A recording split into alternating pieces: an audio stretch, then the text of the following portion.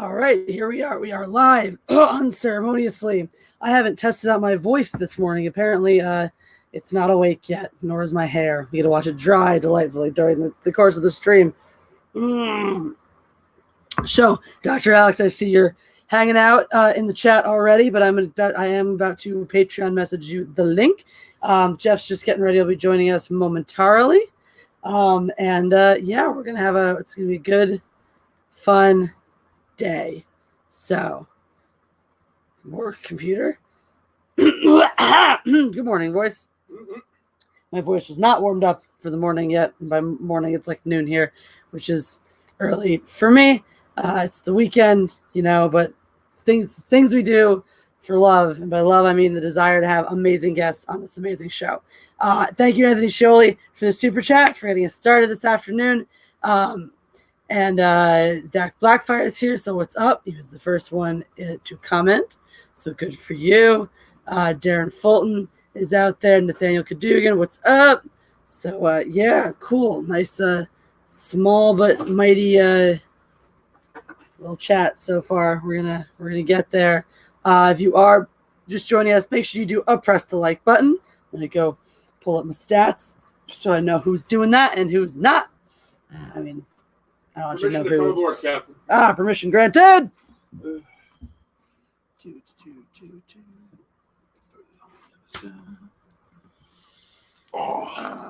Welcome. All right, so this is the earliest we've ever streamed together. This is the earliest ever streamed. Feels super early, but we've got good solid likes to viewer ratio right now. So keep the likes rolling in as you're rolling in. Walking Talking Jeff meme made it here. Hooray, huzzah. Odd time for me to stream, but we're excited for it. We're excited to have Dr. Alex here. So tweet out the link. Make sure people know we're live. Not everyone does, so get that link out there. Make sure people know things. I think there's a trend coming for our channels because today we're streaming super early for us. Yeah. And then I got to stream super early on Thursday, 8 a.m. for the High Council on a Thursday. So... things we do for our overseas friends. Hello, Walking Talking Jeff meme. How are you doing today? Got Dr. Alex ready and waiting for us. Darren Fulton, thank you for the super chat. Hello, God Empress Jesse. Hello, Darren Fulton. Welcome to the stream. And bam, Dr. Alex, welcome. Hello, can you hear me? I'm not sure if the audio is working well or not. We can hear you, definitely. Awesome. All the way from across the pond. I know I have the mic shoved up into my face if I'm not sure, but right now it's a little bit lower. But if you can hear me, that's great. We can hear you just fine. Yeah, coming in loud and clear. So how are you? How are you on this evening? Yeah, it's still kind of light out there. I mean, it's getting later and later now in the year, so it's quite pleasant. Even if you are locked in like we are right now. Yes. Yeah. So that's are you guys on pretty full lockdown, quarantine status and all that? Yeah. Our fantastic Prime Minister Bojo just announced that all school kids are going back within the next fortnight. So what could possibly go wrong? Of course. Apart from that, yeah, everything's fine. I was going to say, this is the first time we've actually spoken face to face, isn't it? It is. Yes, yeah. It is. It's a very exciting time. Jeff as well. Hello, Jeff. Hello. Jeff really enjoys the video you contributed to though on my channel. That was like almost 2 years ago now. Wow. A while ago, yeah. God damn. I was just starting my voice out then. Yeah, well, it was great. I may pull up some a little bit a clip or two from that later for the for the people. Done it was perfectly. Fun. I just love it. Super fun. Darren Fulton, thank you for the super chat. Says hello, Jeff. Hello, Darren Fulton. Good afternoon. There's no more morning in America, so well, Hawaii, right? It's 2 hours behind us. 3 hours. It's 3 hours. So it's still morning in Hawaii. Good morning. Good morning, Hawaii, and good afternoon, evening, everywhere else. Yes. Good night, Japan. All right, so Darren Fulton, we just need one more saying hello, Dr. Alex. So, but yeah, yeah. Forgive me as I wake up slowly but surely. We've been working very hard during our weeks, and we've been taking it very easy on the weekends. So, still all right, it's a weekend. I'm awake, I'm alive, I'm doing things, I'm present. But yeah, so talk a little bit about let the people know what you do on your channel. Yes. Okay. Well, I started off doing all those sword fighting film review videos because of my fencing background and my interest in the swords that had predominantly fencing-based sword fighting in the films. And obviously I finished that quite some time ago, but I know you were interested in that because you're a fellow fencer. Even though we do different weapons, we can still talk to each other. Yeah, only because you're epee. If you were foil, I'm not so sure. Oh God, yeah. Well, come on. I mean, no one wants to talk to a foilist, but yeah. No, not even foilists want to talk to other foilists. No, that's why they'll just sit in the corner, rocking slowly backwards and forwards. Yeah, sorry, my channel. There was a reason for that, wasn't there? Yeah. So the sword fighting films is what I did first, and then later got into the Doctor Who stuff because, as you know, I wrote some Doctor Who stories 1,000 years ago for Big Finish. And they were out of print by this point. And at that, the fact that there was a lull between Doctor Who and the new Doctor Who coming out with the 13th incarnation, which I'll circle around back to that shortly. I figured that my stories were now out of print. They were completely going to waste, essentially, because you can't really get them very easily anymore. So I thought I'd read them to camera, often dressed as the Doctor, and that's how I started it off. But then I did come back around eventually to thinking I could write a new season, new stories, and actually write an alternative season 12. I can talk about the motivations for that, but that might be a long spiel. Are you ready to sit back? Well, let's kick into a couple of super chats, and then absolutely we will go spiel away. And I have finally listened to episode 1. Of your season 12. Oh my God. I know, it's incredible, right? It's a miracle. So I can now review it as well, which as I have been promising over and over for forever. I'm very grateful. And that's like to the universe, to all those out there who are waiting on a response from me. I do get there. It just takes me some time. Yeah. Oh God! So Matt-G, thank you for the super sticker. Sends us a piece of cake, his birthday cake from the looks of it. It's Pierce Brosnan's birthday, so that's for Happy birthday, Pierce Brosnan. And Darren Fulton, ever the gracious guest, says hello, Dr. Alex. So thank you for that. All right, so I'm sure we got a lot of Who fans out there. I stopped. I haven't finished Capaldi, and then I followed a little bit of this. The Jodie Whittaker and all that, and then I started hearing things, and then I went, okay, that sounds dumb. So, and you walked away just like I did. Yeah. So go ahead, speak to that. Well, the driving forces that made you go, let's get an alternative season 12. I mean, I should start with a warning and an apology that I haven't actually watched season 11 or season 12, and I do kind of believe that you shouldn't criticize something without watching it. On the other hand, I'll come back to that. I'll circle around to all these things again at some point. But this is not the first Doctor that I haven't watched straight off. When Matt Smith took over the role after David Tennant, I wasn't particularly enthused because I'd never heard of Matt Smith before.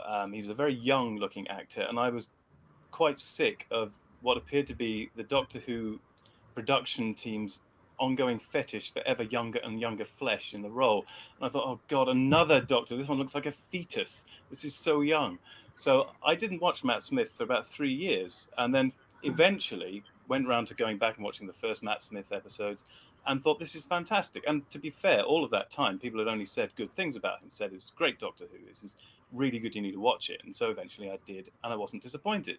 He's a fantastic actor. He was doing a brilliant interpretation of the Doctor. Essentially, I think he was basically doing Patrick Troughton in a young man's body. He was doing an old Doctor trapped in a very young man's body. And his mannerisms and his manner of speech were all very evocative of Patrick Troughton, the second Doctor. So I actually really enjoyed Matt Smith. I mean, some of the writing was getting a bit ropey towards the end. And we'll come back and talk about Moffat's writing towards the end, if you like, as well. But that's not... So to say, I have not watched a Doctor immediately before, but that wasn't really the entire reason why I didn't watch Jodie Whittaker playing the 13th Doctor. I mean, I also would have not watched it because it was someone I'd never heard of. But, sorry, I saw a chat and lost my thread for a second. Yeah, sorry. But there were other reasons why I didn't watch the Jodie Whittaker one. And as it turns out, I haven't heard the almost uniform good words that were about Matt Smith with the 13th Doctor. And I know I shouldn't criticize without watching it, but I have seen a lot of channels like Doomcock, for example, and critical drinker breaking down the episodes, and I can see the awful political pandering and biased writing that's coming through. And at heart, I don't think they should have made the Doctor a woman. I don't think they should have gender swapped the Doctor, and I think that's true of a whole host of male roles. That there's no point just gender swapping the male role. Write a good female character. Write a good female role. And in fact, in my somewhat tongue-in-cheek but largely serious alternate season 12, I have loads of strong female roles. As don't want to do too many spoilers for it, but it is absolutely possible to use the existing canon of Doctor Who to bring out incredibly strong heroes and villains who are women and would support the Doctor as a character. But that's not what they chose to do. Of course not. But with that in mind, I then thought, well, if it's terrible, as seems to be all the words I'm hearing, and this is not really what I wanted them to do, why don't I do better? Why not don't just sit there bitching about it, actually write something better? So I think, humbly, I say this very humbly, I think I did write something better than the current Doctor Who. But then again, from what I'm hearing, that's an incredibly low bar to scale. Well, that definitely may be true. So that's one of the things, and that's one of the things I've heard. One of the big criticisms of what the show loses with the direction they decided to take it with this female Doctor and all that is you lose the depth of the universe that it's in. Everything becomes narrow. Everything becomes so specific. Everything becomes just the here and the now, the present time, allegories lost, the use of different worlds and different stories, that the use of fantasy to be able to send a message or have a good moral is just totally gone. So that's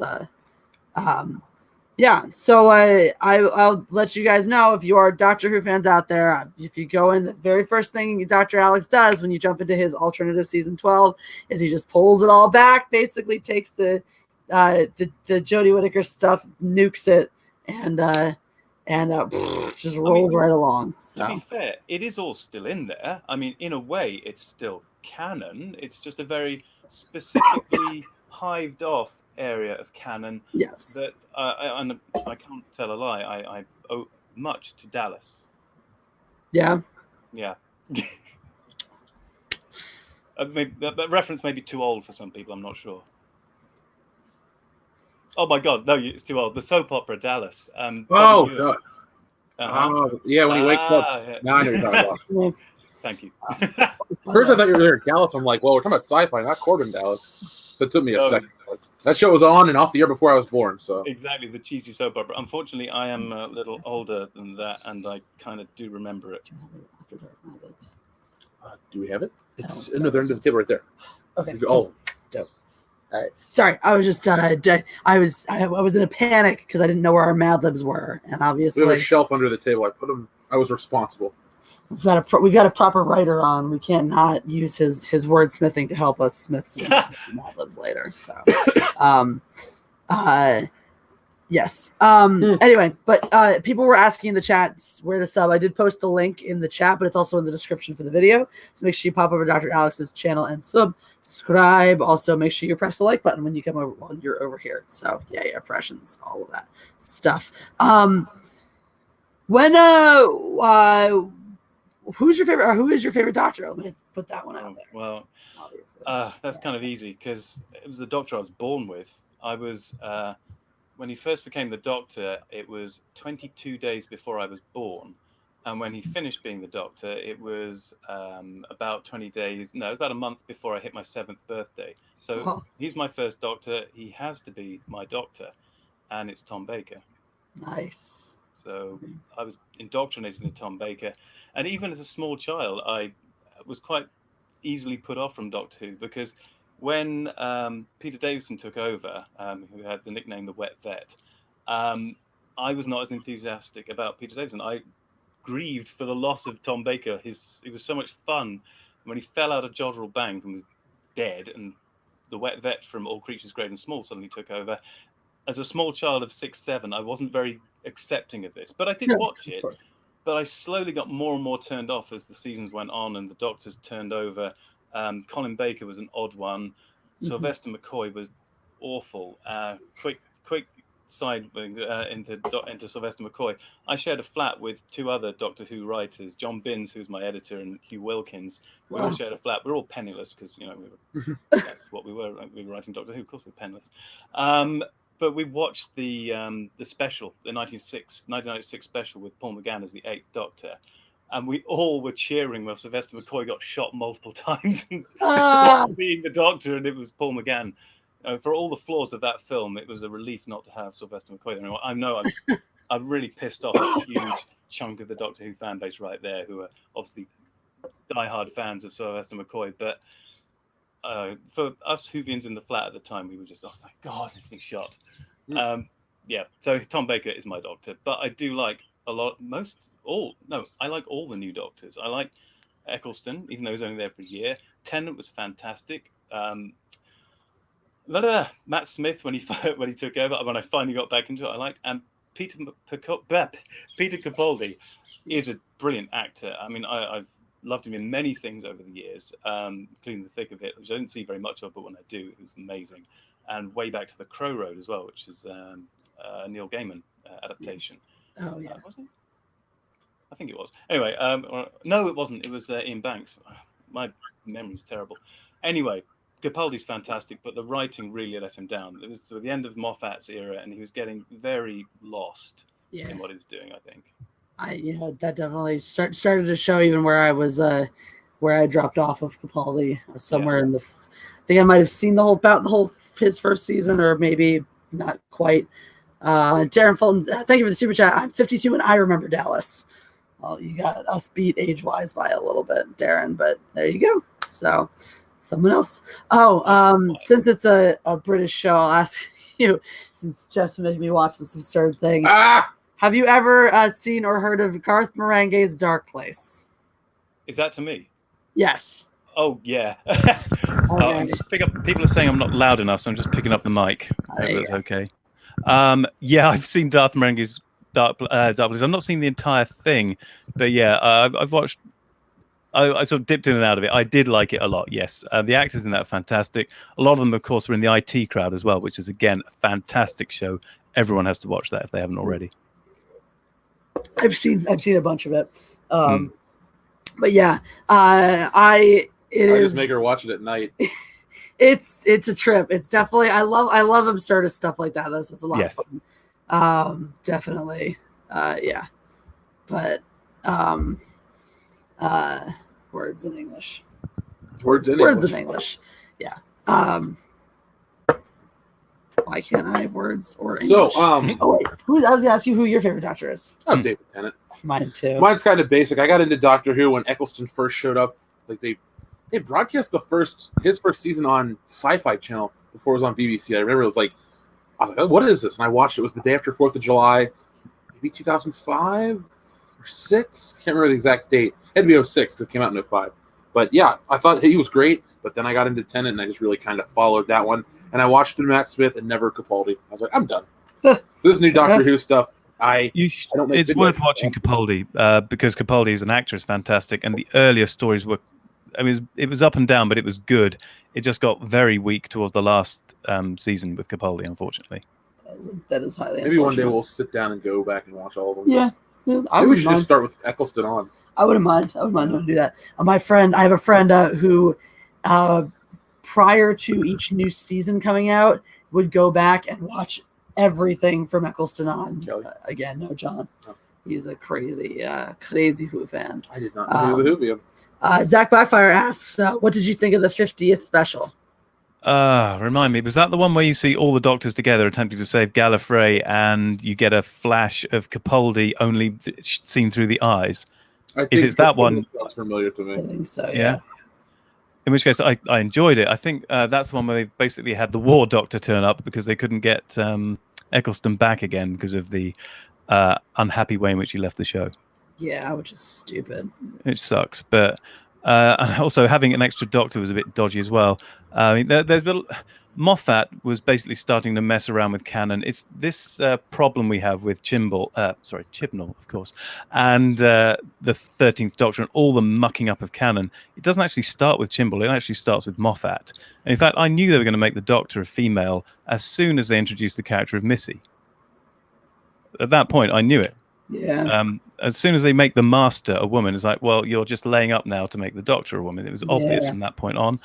It was then further telegraphed when they had the scene near the end of the Clara Oswald stories, where the general gets shot on Gallifrey and regenerates into a woman. Again, this is obvious telegraphing. They're going to turn the Doctor into a woman. So I knew they were going to do it, even though I knew they shouldn't. It was obvious they meant to do that, and it's still, you could still pull it back from there. You could have those two transgender Time Lords, and it still wouldn't necessarily mean that this was something usual that happens all the time with Time Lords. As you will see if you watch my first episode of my season 12, you can still claw it back, but it has gone completely off the rails as far as I can hear and see with Chibnall and his 13th Doctor. Yeah. Which I think is unfortunate. Like, I don't know if it's the case with your actors that are, working your television circuits up there as it is here, but like, when you get associated with something like as an actress like Jodie Whittaker's, and it wasn't super well known before this, it's kind of her big break, but you get stuck to something this mediocre where a lot of the blame ends up getting pinned on you, whether or not it's actually her fault. No, it's not her fault. I mean, of course not. She may not be the best actress in the world, but it's the writer and showrunner who's to blame. Yeah, exactly. And then it just sucks for the actress who then ever has that marring her record. Stink on them. Yep, exactly. Beth DeGoo says, I thought you didn't stream on the weekend. Normally I do not, but since Dr. Alex is from overseas, he's from England, I wanted to accommodate a good time, and this was the time that worked out best for all of us. So, I'm very grateful. And thanks, Obi-Wan T7883. Press the like button. Keep those oppressions a-rolling. Yay. Rolling. You were going to ask something before? Maybe. Oh, who's your favorite villain? Me? Yes. I still think it's the Master. By the way, on the Master thing, I liked Missy. Michelle Gomez, I think, is the actress who plays Missy, the Master. And she's brilliant. That entire role was fantastic, but it still was tainted for me because I knew where they were going. I knew they were doing it as a placeholder to then make the Doctor a woman. And so it kind of colored my entire perception of that character, even though I loved her performance. She was fantastic. Her characterization of the Master was perfect, but it was bad for me because I could see where they were going with the whole thing. But yeah, sorry, your question was, which is my favorite character? The Master. I mean, I was going to say there's not been a bad actor playing the Master. Apparently the recent one's a bit dodgy, but then I haven't seen it, so I can't really criticize fairly. But right back to Roger Delgado, the first Master, who probably is still the iconic Master. He was just the proper long, strokey beard, chewing the scenery, but in the best classical English actor way. Fantastic Master. And then Anthony Ainsley. Oh, there was the crispy Master between the two. If anyone wants to see the original three Masters in a story, go and watch the one that I recorded with Jesse in, because that is the three Masters, and it has the three classic Masters played as best I can by me. But Jesse's an invaluable role in that film. Very much so, with a wonderfully constructed costume on my face. So, yes. I used a marker to draw on the mustache and beard. It was glorious. It was glorious. But yeah. Oh, Beth DeGoo says, I'm getting a new streaming camera on Tuesday, so we're gonna have Beth back on soon. Woo! Looking forward to it. Yeah, no, Tyler Bachelor, her name was just Missy, and then it turned out, oh, she's the Master. But yeah, it was interesting. So outside of Doctor Who, what property do you think has suffered the most from gender swapping?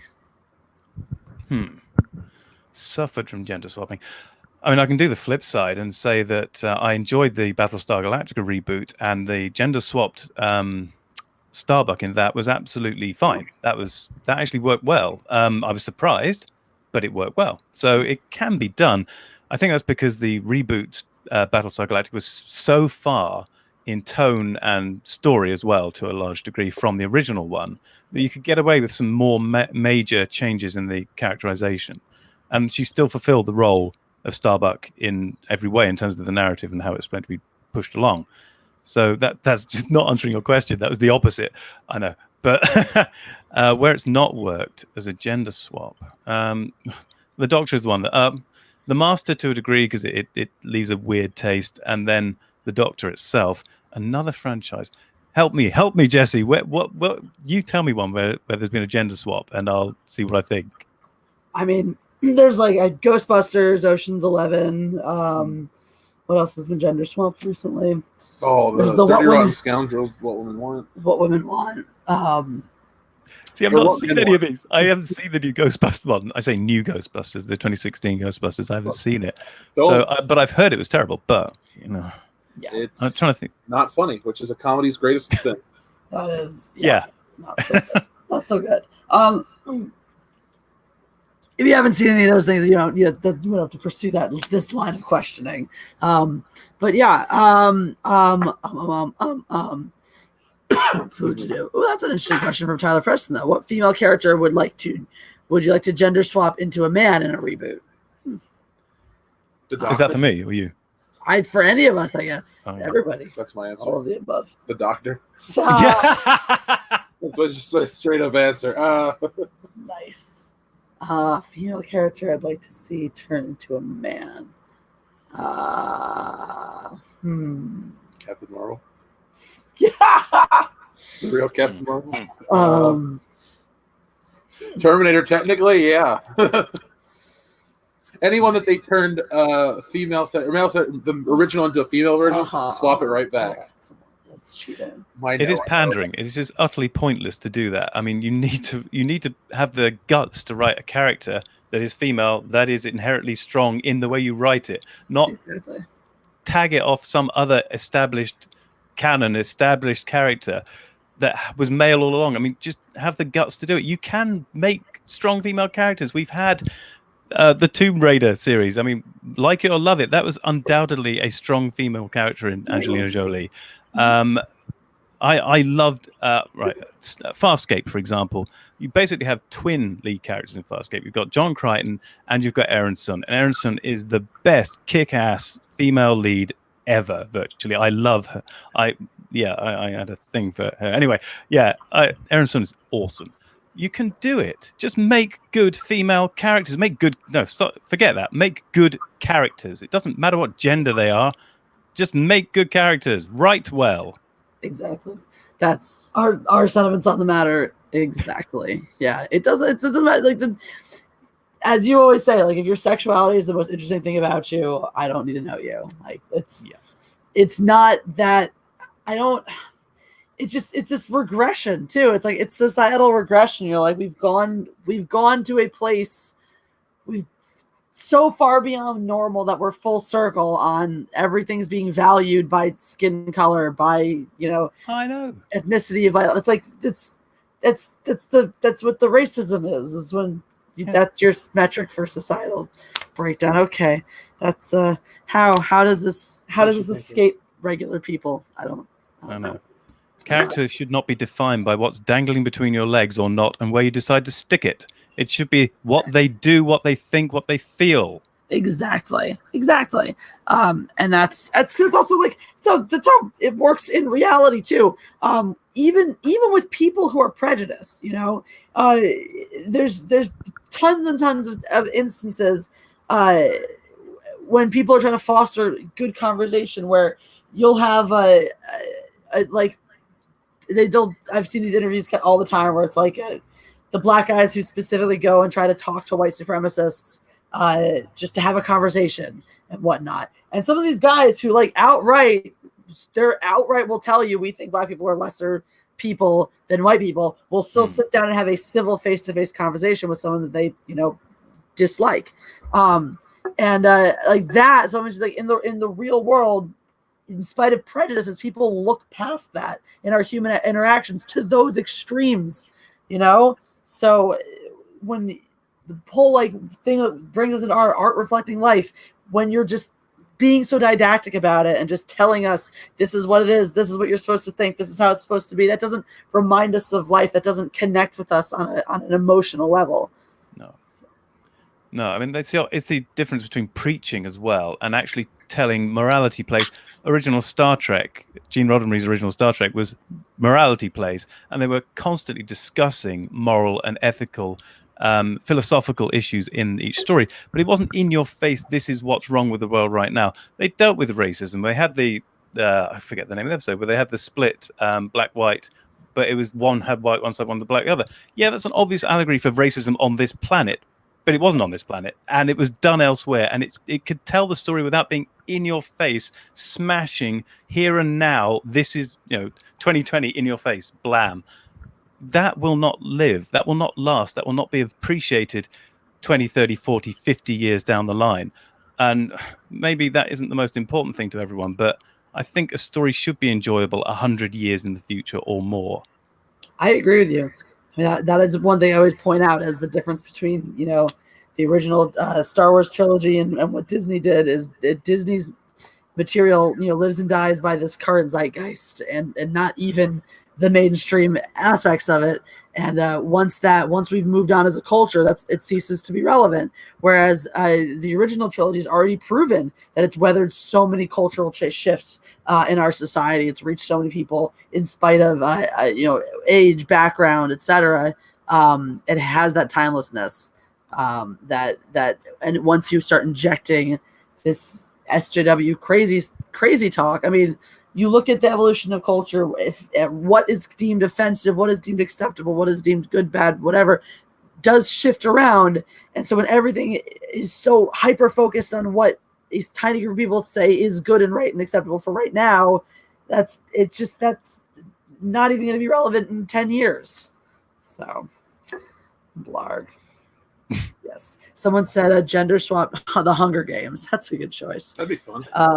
That'd be definitely. So, what would we change their names if we have Katniss and Peeta? Should we just have Peeta be the main guy and then have Katniss be the Peeta? Sure. But that's all you do. That's all. That's the laziest. That's the laziest gender swap. All you're just, we're gonna switch these two characters. Just crisscross the writing there. Because I don't think anybody wants to meet like a Christopher Everdeen or whatever his name would be.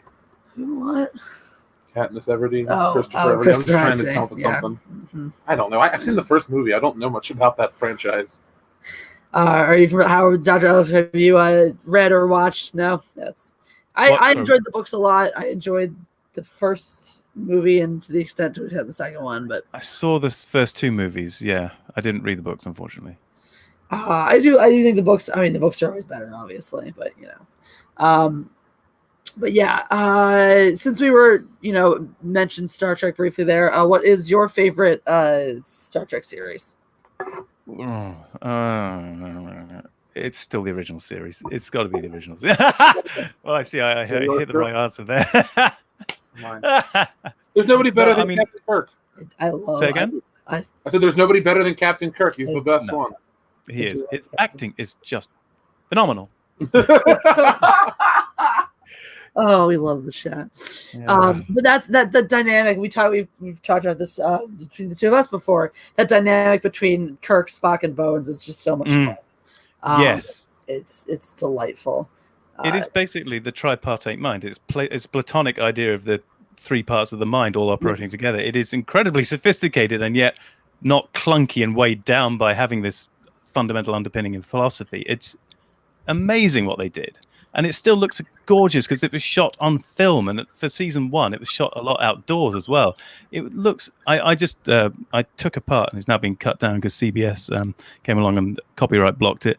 But I was watching Operation Annihilate, and that's shot on film. A lot of it's outside shots, and it looks amazing. The lighting, the film quality, and then the acting and the story as well.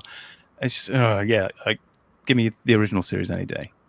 Yeah, absolutely. That's just, I'm with you 100%. Dash and Scan, I gender swap Bill Burr. That's scary. It should be a bold woman yelling at people. Zach Blackfire wants to know what your favorite Star Wars movie is. Is that for me? Or it must be me. So. I'm going to say for me. Ooh, that's tricky. because I obviously like the entire original trilogy, Star Wars, as Star Wars was called originally, but it's not particularly out there. I'm probably going to say I liked Empire the best of the three. Okay. Empire Strikes Back, even though it cannot hang without the first one and it needs the third one to pull it together. Of course. It was just, I don't know, it was just the most exciting. It had the most going on. It had some brilliant lines, some of the best Han Solo bits as well. And I do like Han Solo. When I was a kid, I didn't want to be Luke Skywalker. I wanted to be Han Solo. That was the character. Those were the kind of characters I liked as heroes. Slightly older, ones who knew what was going on. They were worldly wise. I didn't want to be a kid as a kid. I wanted to be, huh? I just said thank you. I say that all the time. Yeah. Yeah. Having heroes as children, it really pisses me off now, but it really pissed me off as a child. I didn't want to be a child hero. I wanted to be a fully functional adult hero. Yeah. There were a lot of old repeats on TV when I was growing up, and they showed a lot of the 1940s and 30s films, including The Saint and The Falcon. And those were heroes I wanted to be like. I wanted to be the worldly wise, wisecracking, a little bit cynical, but guy who'd been around a bit, knew what he was doing, could chat up the women. I wanted to be those older characters in their 40s. Now I am unfortunately stuck in my 40s, but it doesn't seem so great. But no, I mean, it's still fine. And Sherlock Holmes as well, in those older ones, particularly depicted as somebody who is in, mature enough, 30s, 40s. Oh, yeah. I wanted to be a mature hero who knew what was going on. Again, circling back to the Doctor, I liked the fourth Doctor. He was kind of a dad age, 30, 40-ish when he's doing the role. That's what I always had fixed in my mind, is that is the perfect age for a hero to be, not a 16-year-old snotty twit. Yeah, definitely. Anyway, that's my rant. Tyler Preston, gender swap Nancy Drew. Pretty sure that's called the Hardy Boys. I was gonna say that. That's why I asked you. You can stop me for a while now. Oh yeah, that's what I was gonna look that up previously because of that. I was just waiting to set that one up. So that's one of the things Dr. Alex I have in common, as we mentioned earlier on, is the fencing. We are both sword fighting peoples. You fence epee, which is fine, I guess. It's the nicest way I've ever heard you describe it. But yeah. So what got you into fencing initially? Well, I obviously watched a lot of swashbuckling films as a kid, because again, I'm old and there's mostly repeating old films when I was a kid. We didn't have television in the UK back in the 70s, 80s, and 90s. That's slightly a lie, but you know what I mean. Anyway, when I went to uni in the early 90s, that was my first opportunity to actually take up fencing. I didn't go. I'm not a posh boy. I may sound like I'm posh, but I went to a state school in the middle of nowhere, and I went to London to uni to get away from being in the middle of nowhere, surrounded by that. And so I got to uni, went through the freshers fair, found the fencing store, thought, yeah, that looks like fun. And I had also in the back of my mind thought, as a kid, I liked the knight sword fighting stuff. But as I hit uni, my brain went, well, the only reason you don't want to do the fencing is because it looks a lot harder and you're scared of something that's difficult. And I went, fine, okay, I'll learn that then. And yeah, I was extremely lucky. The person who's training at King's College London, which is where I went to uni, his name is he's now dead sadly, Akos Moldavani, and he was ancient when he came to teach me. He was in his 70s when he was teaching me. He was born in 1916, so he's the same age as my granddad, essentially. Nice. And he'd been a fencing instructor through the interwar period. He'd been in the war on the wrong side because he was Hungarian. Oh. And his main weapon, I should have brought it through, it's still in my other room, the bedroom. I've got his saber. Because he was a saber. He's Hungarian. Hungarians are all sabers. It's the national sport. Mm-hmm. That said, he obviously knew how to do epee and foil very well, and he taught all three to me until I made the choice that forever made him hang his head in shame. I chose epee, but I would always go back and do saber for this one competition we had a year where it was in his honor, and I would fence saber for him. But yeah, I was so lucky to have him as the first 7 years of my coach, because he made me the fencer I am today. The careful, but still cocky and reasonably elegant fencer, not overly aggressive and flashy. I'm a clever fencer. Yeah, well, that makes sense. I've always thought it's like, give me a smart fencer over an athletic one. I can take a kid who can't barely figure out which foot goes where. I can teach him the athletic part, but give me a smart fencer. I can that is key. I got the athletic bit as well. I mean, most recently I moved to Naples for a few months, and I was in CS Partenopea, which is where the junior Italian squad train, and I had to fence with them, epee, and my God, I had to speed up. Jesus, I was nearly dead fencing them, but I did get up to that level. I could hold my own, thank God. But yeah, I have the athleticism as well, but the smartness is something you can't skip. Yeah, and that's much harder to teach too. Yeah, so. Yeah, absolutely. But to me, that's the most fun part of the sport is when it all falls together. Everything's like, oh, it makes sense, and it's like it's really... conversation. Akash always used to call it the conversation. It's the conversation, the back and forth, outwitting your opponent. Yeah, exactly, and I love that. That makes me so very happy. That's it brings to mind. We're talking, fun, absurd things. I've been trying to show him Rosencrantz and Guildenstern are dead. Are you familiar with that? Oh, sorry, I got distracted by the chat for a second. I missed what was that. Are you familiar with Rosencrantz and Guildenstern are dead? Oh, I haven't seen it properly, and I saw a fraction of it 1,000 years ago. Remind me. So, Rosencrantz and Guildenstern are dead. Tom Stoppard's basic mashup of Waiting for Godot and Hamlet. And it's written in the absurdist style of Waiting for Godot, but it follows Rosencrantz and Guildenstern, who are those two very, very minor characters from Hamlet. It follows their story as they're trying to figure out what the fuck is going on. But there's a lot of that verbal sparring, and they actually, in the film adaptation, which was done by Stoppard himself, they represent it as an actual tennis match. So. Tennis match. Okay, I'll have to dig that out. That sounds good. Mm-hmm. But if you're into absurdist stuff, it's definitely worth I'm well grounded in the absurd. Douglas Adams is probably one of my main literary influences when I write. I mean, he's not the only one, but he's right up there. And there's a lot of absurd stuff in his writing. Not all of it, but a lot of it. Nice. Just like the Mighty Boosh. Huh? Just like the Mighty Boosh. That's absurdism. That is definitely super absurd. Alex, do you ever watch Mighty Boosh? Yes. Sorry, I laughed at that because in a former life I was a teacher in a school, and we went to this on a ski trip to the US. On the way back, which is a long flight, I was next to one of the girls on the ski trip, and she'd brought her iPhone with her, I think, and she'd stocked it entirely with the Mighty Boosh. So I did an entire flight with one of her headphones in, watching this tiny screen, watching the Mighty Boosh all the way back from the US, from Boston to the UK. Yeah, I do like the Mighty Boosh. It's so fun. I enjoyed the heck out of that in college with all 3 seasons are awesome. Oh, man. Yeah. Beth Daguerre says, how long do you think it will be before the SJWs will try to stop people of different races from marrying because reasons? That would be the ultimate fuck up in this. Dude. That'd piss me off. That'd be like, no, well, that's how they're doing. Like, if you're white, you can't marry somebody who's not white unless you prove you're not racist or something like that. That's the most racist shit I will have ever heard in my life. I wouldn't be surprised if it happens. I'd be very sad. Maybe I'll start making videos about that policy on my channel if that happened to black people. God. Thanks, Beth, for bringing up that horrifying thought. Tyler Preston says, gender swap Buffy the Vampire Slayer. They have. It's called Blade. Yep, there you go. Yeah, or Zach Blackfire says Van Helsing as well. Dude, Van Helsing versus Blade. That would be a great. Insane. God, they did gender swap Sherlock Holmes in the US. They had a US series which I've forgotten what it was called. Probably something. Was it Kelly Who or somebody? Well, there was the one where they gender swapped Watson.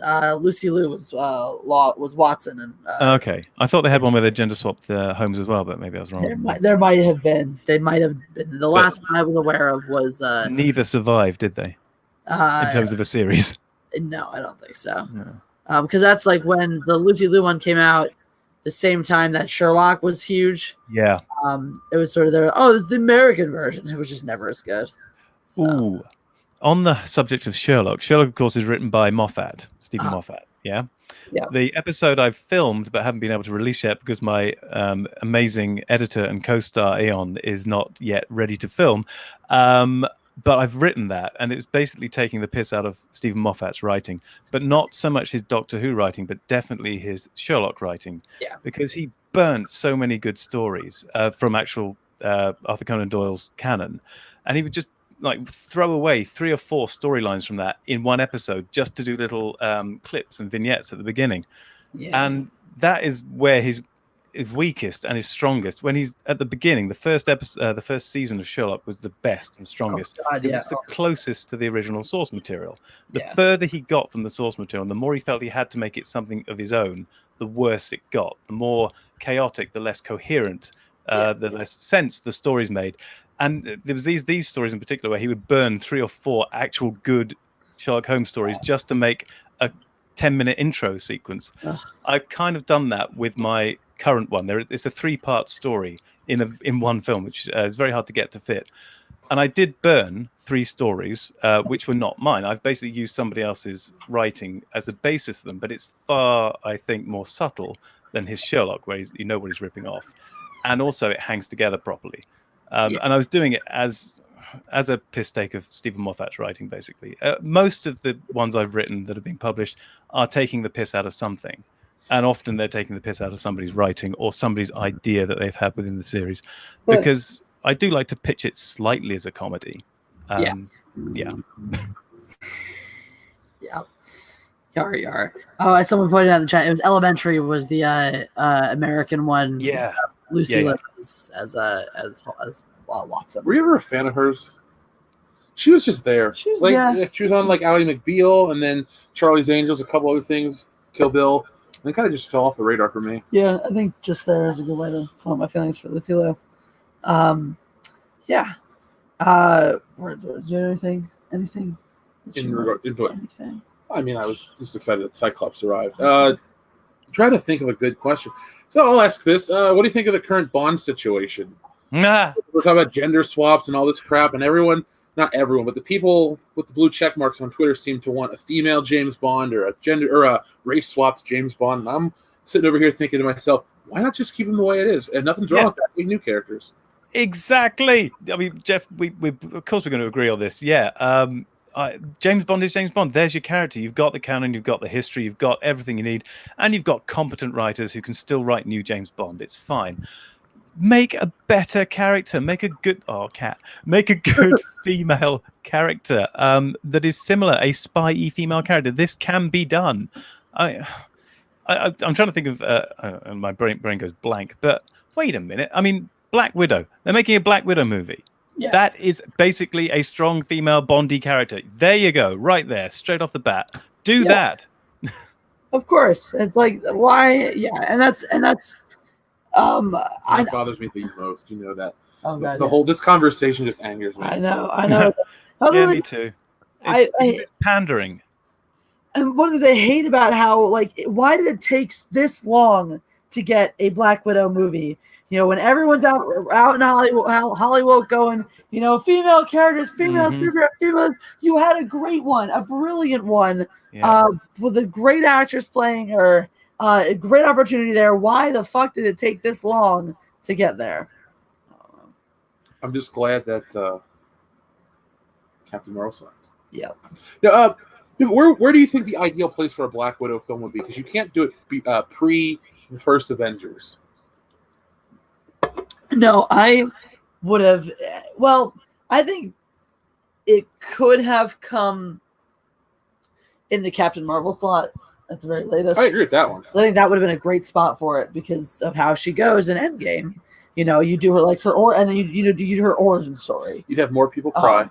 You'd pull you'd jerk the tears, and you would definitely get that $1 billion box office because people go, "But Captain Marvel made all this money. That means it's a strong IP." Black Panther did the previous year, and then the same time slot. There's something about. First off, it's an Avengers lead-in film. That's all it is. It's just a lead-in. If they did proper lead-in Star Wars movies, they would have had that. But they don't have a shared universe, thankfully, for Star Wars. But I'm with you. It should have been where Captain Marvel was. But you could have also maybe put it in an Ant-Man area in late 2015. Yeah. You could have also put it pre-Civil War. But then if you're doing an origin strictly, I think if you're doing post-Civil War, I think you should do a much more like Nat on the Run type of thing. That would have been an interesting film to me. Yeah, that would have been. And, real quick, how about a role reversal? Remember how she was the sidekick for Winter Soldier for Captain America? Yeah. Have her movie where Captain America's kind of her sidekick and back it up her. There you go. That'd be kind of fun. That would be fun. Work. Play off of that. All right. Emily Freeman says Idris Elba would make a good Bond because he's a good actor, not because he's black. But let's gender swap Charlie's Angels with Chris Evans, Hemsworth, and Pratt playing the Angels. Oh, you just call the movie Chris's Angels instead. Oh my God. Even I would pay to see that movie. That'd probably be I would funny as watch hell. the fuck out of that movie. I would watch the fuck out of that movie. And Emily Freeman, I agree with you that Idris Elba is a phenomenal actor, and he would do justice to the role he was given. But this was something that I've been on the other side of it for, and I'm like, when you go back and you watch Bond, there's is undeniably just a difference in the way we perceive the way a white guy fits into a society versus the way a black guy fits into a society. So it does fundamentally change the character to race swap it. And I think, just to bounce off your point briefly, because we agree on that, look at a show like Burn Notice, which comes out in 2007. You could have made Michael Weston a black spy, but I think possibly that could have, what your line of thinking could have been another thing for the creators of said show. Yeah. Because there's a certain type of person that they kind of recruit for these things anyway. So it's just kind of a blend in thing. You wouldn't cast me as a spy. I don't blend in anywhere. Unless you're like, Jeff, you need to be a spy in the U.S. only. I fit in anywhere because I look weird, but that guy's definitely American. But none of this international shit for me. Sorry, Burn Notice is great. We've been watching a lot of it lately. I think we watched, 5 episodes last night or some crazy number? Probably a lot. The TV series, Burn Notice. Yeah. Yeah, I watched all of that of quite a few. It's quite old, isn't it? Oh, yeah. Yeah, it's years ago. Yep. Yeah, I watched it up to the end as well. It was it got a bit weird in the last season, as a lot of shows do, but it was still good right up to the end. Yeah, I really enjoyed it. Yeah. I have a random question for you, Dr. Alex. Could you name a show that got so bad at the end that you were happy it was over? Yes, that's fairly easy.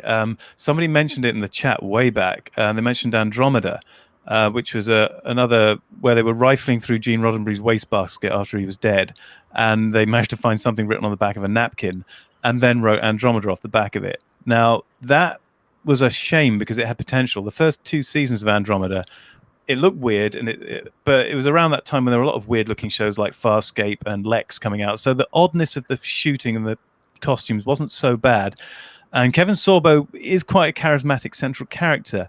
But unfortunately, at the end of season 2, he fired the writer they had and then basically shoved the series on for another 3 seasons as a vanity project for Kevin Sorbo. And the writing just was gone. There was no writing. It made no sense. He neutered the other characters in it. The Nietzschean character was quite interesting, but then he literally neutered him by cutting off his bone spurs and making him non-Nietzschean anymore. This was a complete mess. It was just that was a show that couldn't end fast enough, and the last season of that was just pointless and boring as they wandered around in a limited amount of space in their universe, and it was terrible. So the first 2 seasons were really promising and could have gone somewhere, and then that's terrible. What about you? I would show that got that just shits. The Amber Heard's the bed after a certain point. Because Obi-Wan stole mine, which is Dexter. That show was an embarrassment at the end. I still haven't, because I know everyone's like, the ending of Lost, the ending of Lost. I haven't even gotten through that last season of Lost. I think that's what it is for me. Lost. I see. Oh, that reminds me of J.J. Abrams. Lost is something I never saw. But I can cycle back to Star Wars for a minute if you would like me to. Of course. I was turned off of Star Wars about a quarter of the way into The Force Awakens. And that was what made me first look at how I treated J.J. Abrams films before that point. So it opened, The Force Awakens looked glorious. It looks incredible. And I thought, this looks brilliant. But it was only about a quarter of the way into the film when I was like, this is awful. This is trash. It was when Rey was backflipping the Millennium Falcon after having just picked it up on a planet in a junkyard when she'd never flown anything before ever, as far as we could see. Yeah. And I was like, this is utterly unearned crap. And I could see this. And then it goes the rest of the film is awful. It's like the universe of J.J. Abrams is the size of a freaking shoebox. Every planet can see every other planet in his universe. It's like, it's so sodding small. How could you have this lack of vision? You're writing sodding Star Wars. I mean, George Lucas has his flaws, but he never really didn't have a sense of vastness of scale. Things are too far away. Anyway, when I walked out of The Force Awakens going, that was terrible. Oh my God. I then thought back to how I'd walked out of Star Trek 2009. And I realized I'd walked out saying, well, that wasn't too bad. I guess it's all we can expect with a modern audience. And then I realized, I reassessed the statement I played to myself in my head. I was making an apology, an excuse for a crap movie, saying that we can only expect movies that would satisfy dumb audiences. That's all we could have these days. And but of course, as soon as I looked at that in the clear light of day, I thought, oh my God, I've just been making excuses for J.J. Abrams. He can't write. He can't write coherent narratives. He can't do a beginning, middle, and end. He can't finish his projects. And then I've thought back at Lost. Fringe. I loved Fringe to begin with. And by the end of Fringe, it was freaking awful. Oh, that's another one that I could have definitely canned that before it got to the final season. They should have done. Yeah, so, I didn't follow that one to its conclusion. J.J. Abrams cannot write anything. No. There's nothing that he's done, and I haven't seen Lost, so I shouldn't criticize it. But I'm aware that people are less than satisfied with the final season of Lost. Oh yeah, now some of the first seasons are really, really phenomenal, really, really stellar. But he just goes so far off the deep end. Oh God, it's not even funny. Yeah, the guy can't write. No, that's for damn sure. And I suspect he can't really direct well either. He's lens flare and smoke bombs. Yeah. I don't know how he is working with actors. I haven't heard too much bad stuff on that front, but getting a good performance out of your actor is not going to save a terrible story. As many teachers have told me throughout my education, your product cannot be better than the script. No. That's J.J. Abrams, king of lens flares and mystery boxes. That's exactly right. Empty mystery boxes.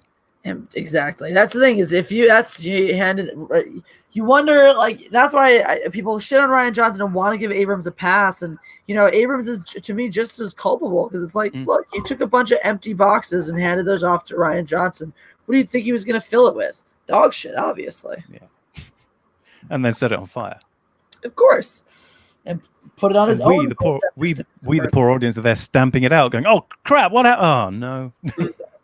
He put it on his own doorstep just to be subversive and then blamed it on the kids. Yeah. That's how it goes. Oh, man. Yep. That's, I don't think that's, I think I've heard that one before. People use The Force Awakens before, but that's definitely, that's about how it goes. It reminds me of the other Disney Star Wars movies. I ducked out at that point after walking out of The Force Awakens. I thought, I'm done with this.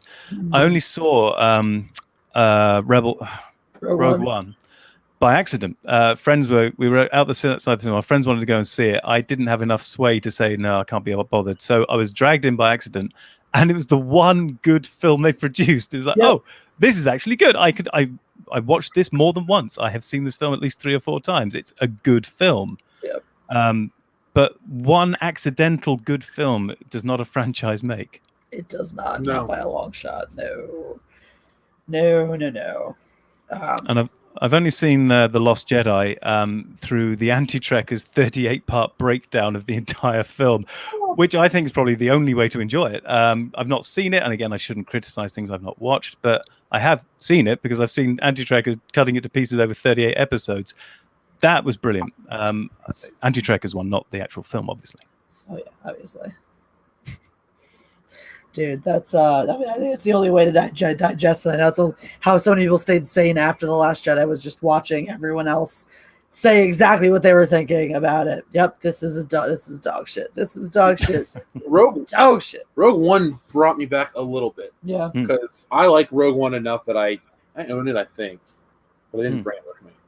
But it was one of those movies, though, that definitely played on nostalgia more so than anything else. Because it's, again, Disney Star Wars is always X-Wings, TIE Fighters, no deviation. And they were smart with that one because you can't use that argument against that film. It's like, well, it's the day before New Hope starts. Of course, it's going to be the same. And you get into that world, and you kind of that movie basically has made its or justified its existence in that time frame. And I, like you said, they did a good job. I enjoyed it enough. And apparently they introduced another type of fighter in that film as well. It was so well integrated I didn't notice or know, but there's another fighter type in that final battle scene, which Y-wing or something like that. It was something that hadn't been in one before anyway. But it fit well enough that nobody was going, ugh. So yeah, good job. Zeke says, I feel like Solo might actually have been decent had Lord and Miller been allowed to do their version. Yeah. I think it could have been too, because I think their sort of approach probably would have felt more like a fan film paying homage to this idea than actually trying to force down your throat. This is the Solo origin story. And Lord and Miller can do action as well. Like in 21 Jump Street, the action scenes are fairly competent. No, I enjoy the hell out of them. Yeah. And I mean, when you're going to have other consultants on the film. Like if they're on a film of that level, and they can already produce that with just what they have. Yeah. Imagine when they have U-wing. Yes, it was a U-wing. Yeah. U-wing, yeah. No, Y-wings have been around since the original. Yeah, in my head I was going, I know there's Y-wings been around. Then yes, U-wing. Thank you. Who was the lone Y-wing pilot that escaped the Death Star? I don't ever know. It's somewhere written down in a book, but I always love how there's that one Y-wing that makes it back. It's like 30 ships, 3 return. Yep. Hooray. What was I gonna words? The Hammerhead ship was pretty damn cool. Was it called? Not the Radis. Was it the Radis? Yeah, because it wasn't in fucking episode 8, was it? The one that pushed the Star Destroyer in Rogue One, you mean? Yeah. Yeah, that was a good ship. Yeah. That was cool. That was something different. Yeah. That was neat. I think that's what a lot of people want to. Like, it's okay if you have the same, like a similar, familiar, safe framework, but we also want something different in that world. And I think that's why Mandalorian and Rogue One usually get either passes or rightly so praise, because it's like, yeah, we can have stormtroopers, but we also have, a bounty hunter story. We also have horror elements. We also have, kidnapping, abduction, protection, things in the Star Wars universe that we've never seen before, which are kind of cool. Yep. Yeah. So in the Star Wars universe, Dr. Alex, what is your favorite lightsaber duel? Now, strength. You're gonna hate. You might hate me for this.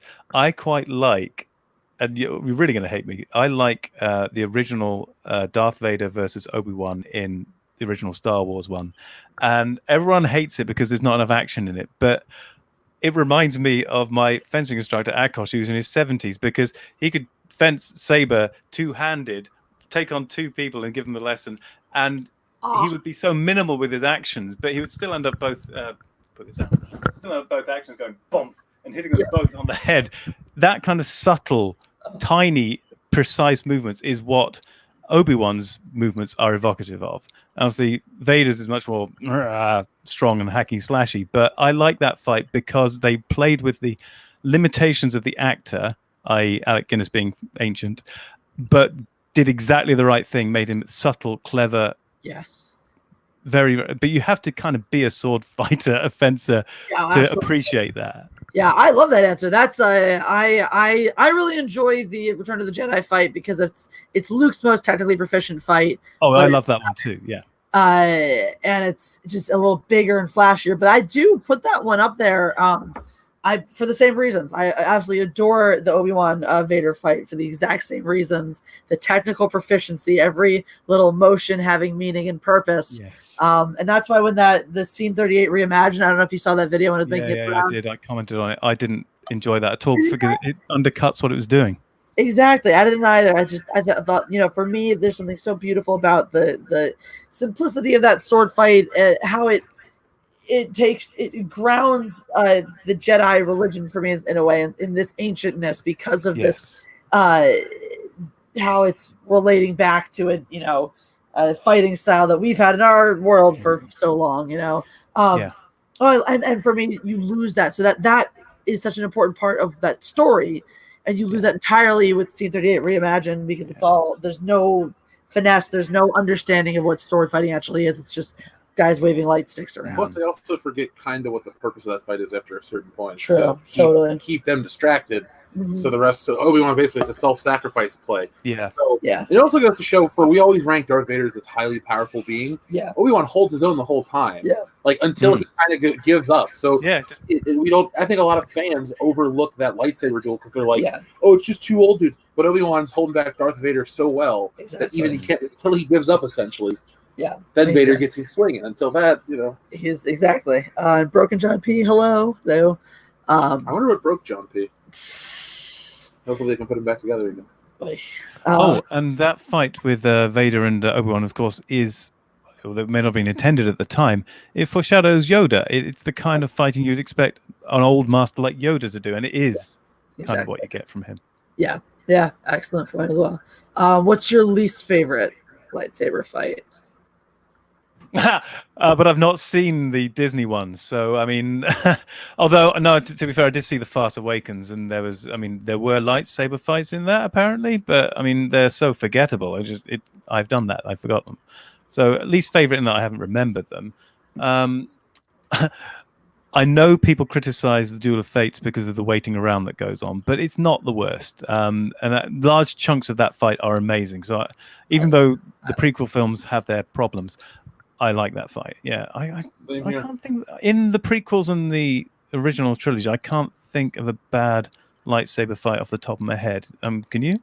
My least favorite lightsaber fight, and it's not necessarily my least favorite fight. The least favorite lightsaber fight is Anakin and Obi-Wan at the end of Revenge of the Sith, because it's really the lightsaber fighting is lost in the spectacle of the set piece.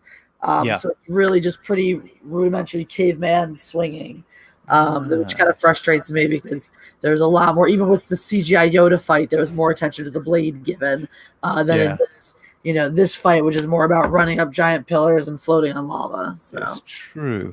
To be fair, after watching the prequels the first time when they came out in the cinema, I didn't watch them again until I watched The Force Awakens, and then I was persuaded to go back and look at them again. But even then, I couldn't bring myself to go back and look at them as they were originally made. And that's when I discovered the Phantom Edit, which was the first ever fan edit, really, of a film. And they made it brilliant. They cut it down to something much shorter. They got rid of almost all of Jar Jar Binks, and it was much more snappy, quicker. I enjoyed the pod race. I enjoyed the film.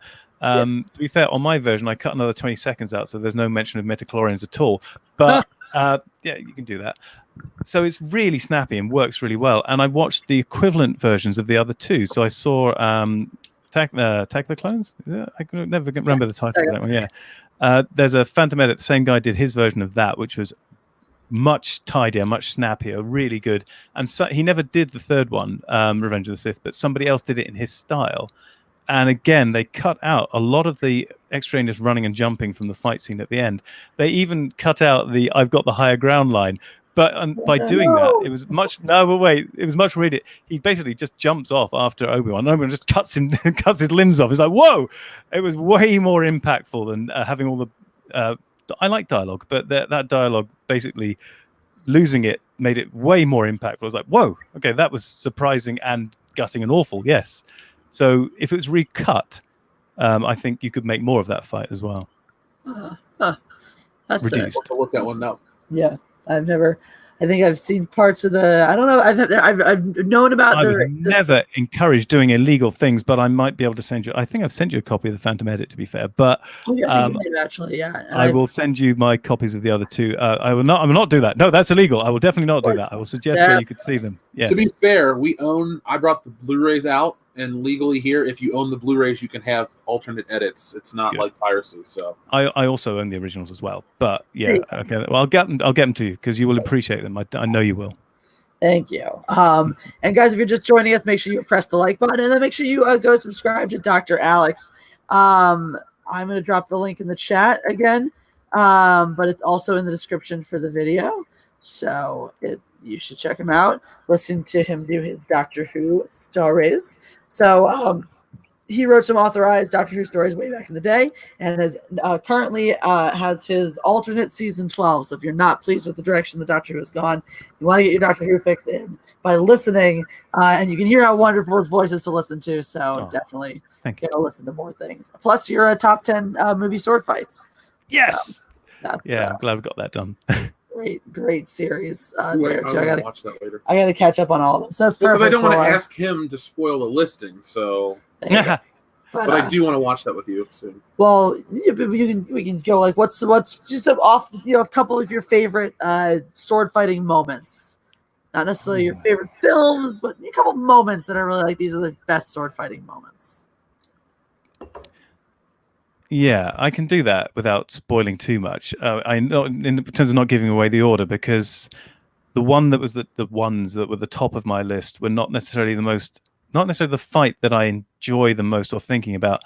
You will like it though, because the fight that gets me going in terms of I think about it when I'm not enthused and I'm fencing, or I'm not in the right mindset to be, winning, or having fun, which is how I win usually, by having fun. I always think of the Prisoner of Zenda, which is a saber fight with late 19th, early 20th century heavy sabers, but they're fairly light because they're getting quite efficient by that point. And it's Stuart Granger plays Rassendil, and James Mason plays I've forgotten his name. Von Hensau? Is it Rupert of Hensau? I think it's Rupert of Hensau. But he's the main villain in terms of the one who does the most. He's not the arch villain. He ends up killing him. But there's a massive saber fight across the castle at the end between Rassendil, Stuart Granger and James Mason. Let's do the actor names because I know who they are. And it is amazing. And it's amazing because I was taught saber like you were, and so I can see what they're doing. And there's one cut in particular where it's James Mason. James Mason is cutting for Rassendil's head, and he's blocked with a parry prime, and then he forces through again. He's like, bah, and he's actually forcing through, and that's what you do in a real fight. And it's so much looks. Stuart Granger's like, oh, it looks genuinely terrified, and there was really good fight choreography on that. It was just like wow. And back and forth across this glorious castle set. And Stuart Granger is a very good leading man. He's a great heroic actor, and James Mason is a brilliant, sinister, sly, worldly wise villain. I mean, they're as characters, they're amazing, and they've got some amazing back and forth as well. Just before, Stuart Granger's throwing bits of furniture at him because he hasn't got a sword yet, and James Mason goes, "Where on earth did you learn to fight with furniture?" And he says, "On the playing fields of Eton." And then James Mason goes, "Oh, I never went to Eton," and James Stuart Granger says, "Well, at least you did them one favor." Said, "What was that? You never went there." Then he gets all the sword and continues on. The dialogue is fantastic. The sword play is amazing. Yeah, Prisoner of Zenda. That's my favorite sword fight, even though it's not my weapon.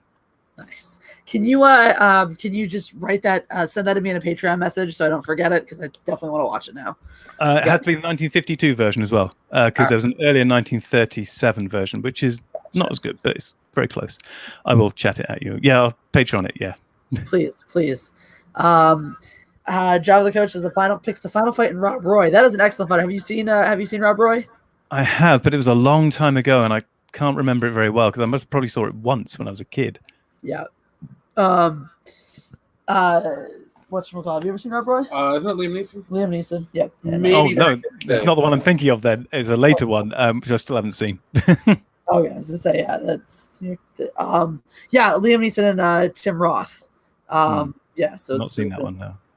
It came out in the 90s. 90s for sure. I was just looking up the Prisoner of Zenda movie, see if it was available anywhere where we could watch it. I'll have to rent it, but that's fine. It should be easily available. 1952. Yep. But starring or directed by Richard Thornton. But yeah, no, Rob Roy is definitely worth a watch. It definitely has a great fight at the end. I mean, it's a lot of fun. Remember, we like to talk. I mean, sword fighting's cool to me. Like the actual act of it, I don't understand it on the level you guys do. So what I consider a cool sword fight in a film, you might be, technically that's not that cool. Like I like this shit from Zorro, the shit from Highlander, which you haven't seen. Highlander! I love Highlander. I haven't seen the series or the movies, but whatchamacallit, I have seen most of the sword fights from it because I was doing a podcast. I was working for Adrian Paul for a while, and I was getting pissed about that the other day, thinking about it because whatchamacallit, the my co-host screwed us. He kept getting he was supposed to send in the footage. Originally he was supposed to edit not the footage, edit the audio himself. And then he kept getting it done really, really late. So he was just supposed to send the audio to their editor to do it. And he couldn't even be bothered to fucking email our audio files on time. So they shut down the podcast, which sucked because it was like I was working with Adrian Paul. I think I still have his number on my phone. Yeah.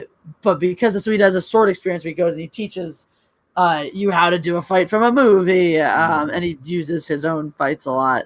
But we would do movie fight breakdowns and stuff like that. So we went through and did a lot of the original Highlander stuff and some of from the TV show. So. I have to agree with Tyler Preston in the chat right here. While I admire and recognize Adrian Paul's contribution in playing Highlander in the TV series, there can be only one, and there should only be one. The first Highlander movie should never have had any sequels made, no TV spin-offs, nothing. They should have just stopped there. If you were talking earlier about what should not have been continued or should have died before it finished, they shouldn't have tried to continue Highlander. That was a complete story. It stood alone. Highlander 2 was an awful mess of a movie, and everything else subsequently was pretty damn terrible. So please, they should never. We should be in an alternate universe where they stopped at Highlander. Isn't it called The Quickening? Isn't that number 2? Highlander 2, The Yeah, Quickening? I think so. Yeah, which already happened. In the first film. Oh, yeah, I mean, I know what The God, Quickening is, but Highlander 2 was the first one I ever saw Oh, really? on TV. Weird. And the third film was basically them remaking the first film, but with glossier cinematography in terms of the CGI and stuff like that. But it was utterly pointless. I mean, you don't remake that film. It's just done. It's there. It's perfect. In all its imperfections, it is perfect. Yeah. It's a good afternoon watcher. It is. But yeah, no. So a lot of those actually, I have to say, one series that I thought they did a pretty solid job with their sword fighting was the Pirates of the Caribbean. The movies, yeah. Yeah. The sword fighting was pretty on point. A lot of very well done in terms of not overly broadcasting and actually looking like they're trying to hit target instead of hit blade and stuff like that. So that, I gotta say, they're worth watching, even when they're swinging around on ropes and stuff like that. They're still pretty true with the blade actions with the swings. So that's definitely a fun one. Definitely very more of a saber-esque style. They're pirates. They all got cutlasses, but Supremes. But yeah, I'm not apologizing for that one. You should. You need to. I don't love you anymore. Bullshit. But yeah. No, actually, if you haven't watched them or haven't watched them for the sword fighting, they're actually worth taking a look at. I've not seen them since I watched them the first time in the cinema.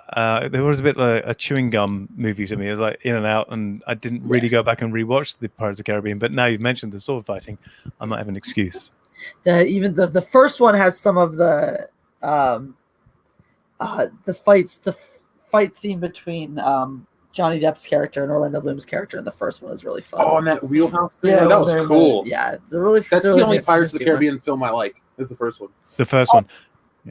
Yeah, I think it's a really solid movie. The other ones, to me, it's like that analogy I always use. It's a good joke, but you added one more beat and it's not as good anymore. You just keep adding. I love the first one a lot. I can fuck with 1 through 3. After that, how many are there? Because that's a 18. series I can't get behind. Maybe if there is, I don't think I saw the 5th one, but because that might have, I don't know, might have been the one they did without Johnny Depp. Did they do one without Johnny Depp? So I haven't seen. There's that a rumor one. Karen Gillan's supposed to be the lead of the next remake franchise. Hooray! I don't really like that idea. I mean, I could watch Karen Gillan as a pirate, but again, I don't know why it's got to be. Guardians of the Galaxy are pirates enough for me. Just space pirates. Pirates. Pirates of the Caribbean. But yeah, that's. So did you watch? Have you seen The Mandalorian? Me? Hello. No.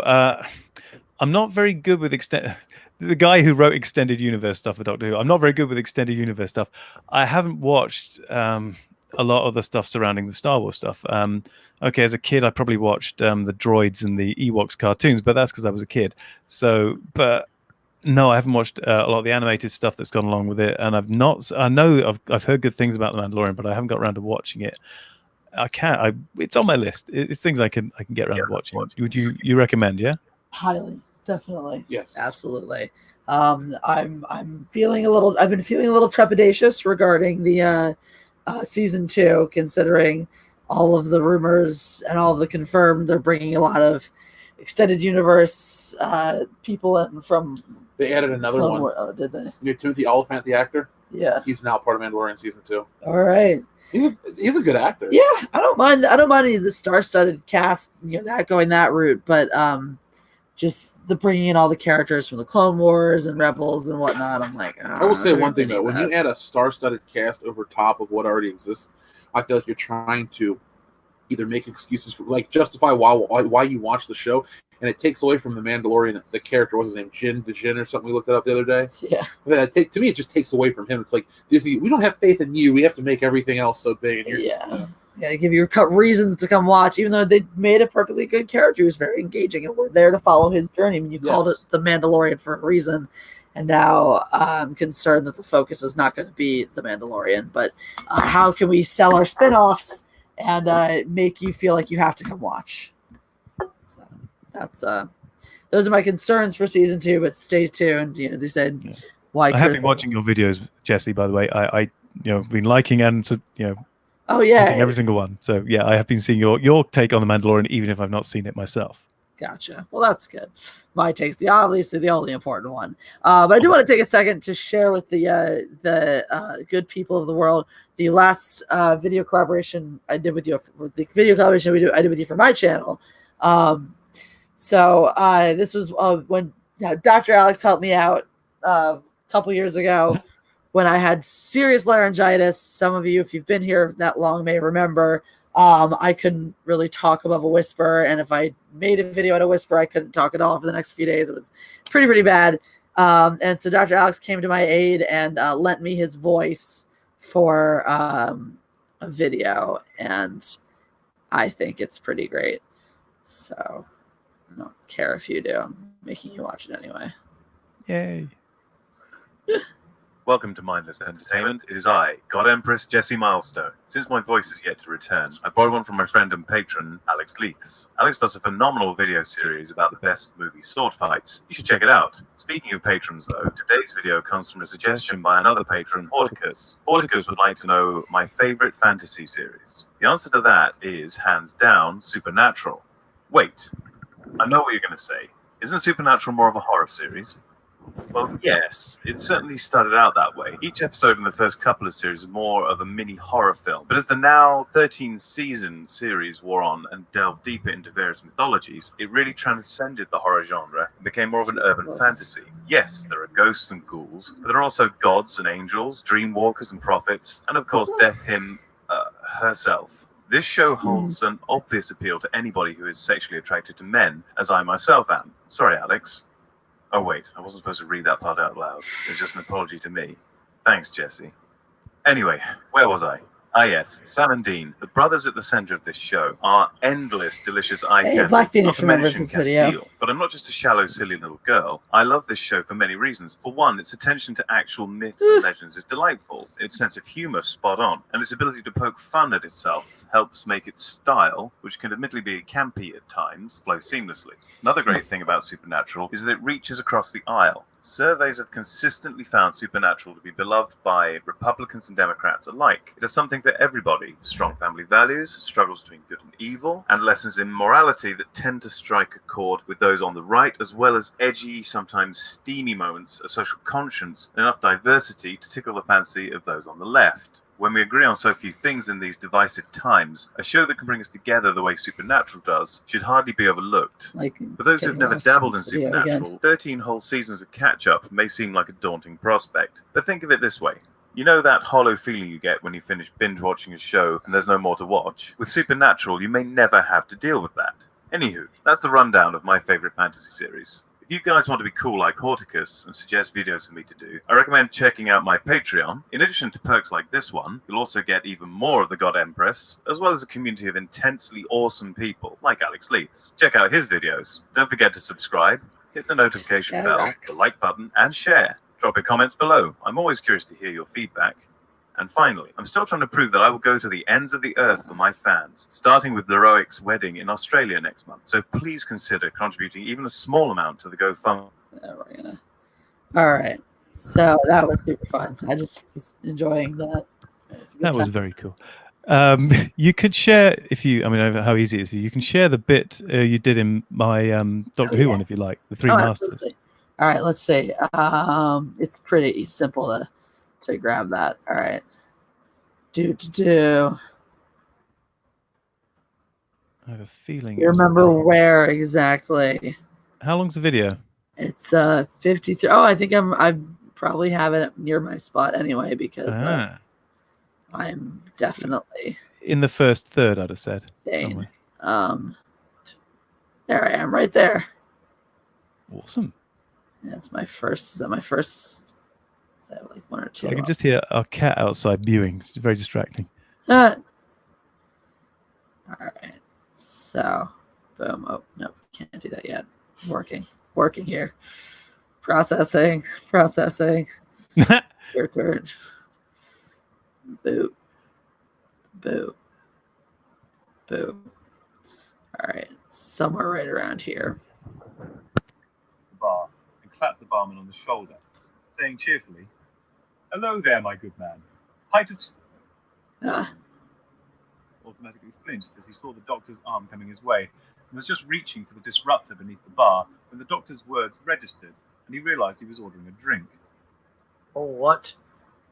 The barman's question was delivered in a surly manner to disguise how rattled he was by the whole shoulder-clapping experience. Stout. A dark brown liquid containing alcohol? The doctor ventured helpfully. The barman looked at him as if he was a child. Sir, all the drinks served here are dark brown. The doctor seemed cheered by this answer. A pint of your best dark brown drink, then, if I may. The barman, still unsure of what a pint was, duly poured a glass of the cheapest local brew for the doctor. The doctor turned away from the bar with the drink, when his attention was caught by a loud cough from the barman. Doesn't sir usually pay for his drinks? The barman said with heavy sarcasm. The doctor thought for a moment. Well, actually, now you come to mention it, he stopped short when he saw the muzzle of the disruptor. I believe that was my full I think that was the end of it. So there, my crazy mustache, and I think my eyes had like a little more red around than usual because I think I was in makeup earlier, so I had to take it off to do my man look, and I was like, well, I'll just look like a really grungy bartender. It worked perfect for a dodgy bartender, yeah. Exactly. I thought it was like, get into the character. That sounds like a name for a great drink, a dodgy bartender. A dodgy bartender. There you go. It's the everything with the kitchen sink drink. Oh no, you have a line in the movie. Guys, what do you want? I'll have a dodgy bartender. The bartender delivers the beer and spits in it. That would be gross. Eric Black says, "Why does Jesse look and sound so tired today? Because noon is early, and that's when we start." Let's be honest. On Thursday, the night before, for some reason, neither of us could sleep. We weren't even doing anything crazy. We weren't drinking or anything like that. Thursday after her show, we were just so wired from Sean Firefart's stream. Yeah. Then we ate dinner, and then we were watching Burn Notice, and before we realized it was 6 in the morning, 5 in the morning. We were like sitting because we went to bed, and we went to bed. We were just talking for hours. And then we had to take melatonin to fall asleep. Yeah. And then we had shit to do instantly yesterday. Yeah. So we cleaned the apartment. We did ish. Jesse, I took tons of bags of garbage. We did a good job. We did a really good job. We're just we're trying to catch up on that. We're on a weird cycle, but we needed to make sure we were here for Dr. Alex. And everyone else asking, why are we streaming on the weekend? Because Dr. Alex is in the UK, and so we have to make sure, time differences are a bitch. So hey, we're at 74 likes, so make sure if you're just joining us, you do press the like button, because that's important. Holocron is asking about my hair. Now, I guess, Jesse, you're probably more used to this in your streams that people talk about your hair all the time, yeah? All the time. I'm not sure. I'm not sure if he means rearranged it for this video or for the one we just showed. But I mean, that was made quite some time ago. My hair is a little bit longer now than it was then, and I didn't rearrange my hair for the doctors in those earlier series per se. Although my hair is kind of the right length for Peter Capaldi, more or less, in some of the series. But in the first episode that Jesse mentioned earlier of the season 12, I do play both the Capaldi Doctor and the William Hartnell first Doctor, and I severely redid my hair for William Hartnell's Doctor. Yeah, there's quite a marked difference between me as Capaldi and me as the first Doctor. Nice. Very cool. Very cool. Yeah, her. Oh. Do you have any More questions? thoughts? I mean, I have tons of thoughts and opinions and stuff like that. I'm trying to think of I'm trying to keep in the tone because I always like to keep it more geek culture and entertainment stuff like that. I don't want to. So I'm trying to think. All right, Dr. Alex, who's your favorite actor? Whoa. Okay. Favorite actor. Okay, I think I can do this. I think I can do a favorite actor. I think it is George Sanders, who is way too old for most people to know who he is. But George Sanders played the Falcon and the Saint back in the 30s and 40s. He's more famous for most people, I think, playing Shere Khan in the Jungle Book, the original version. So in the Disney animated Jungle Book, he is the voice of Shere Khan, and that voice, I mean, you can hear it immediately as soon as you know what Shere Khan sounds like, and that was his acting persona throughout all of the roles he ever played. And he was a very good, suave, well-spoken, could be a villain, could be a hero. He was very good at treading that line between the two. And in the same vein, I think James Mason also up there as well. James Mason slightly, they overlap, to be fair, a little bit, but James Mason's a little bit later. And again, in The Prisoner of Zenda, he was in many other films, of course. He played Nemo, and I can't remember if it was in it was in the first one. It was in 20,000 Leagues Under the Sea, where Kirk Douglas played the sailor. I've seen that one. Yeah, James Mason plays Nemo in that, and he's very, very good.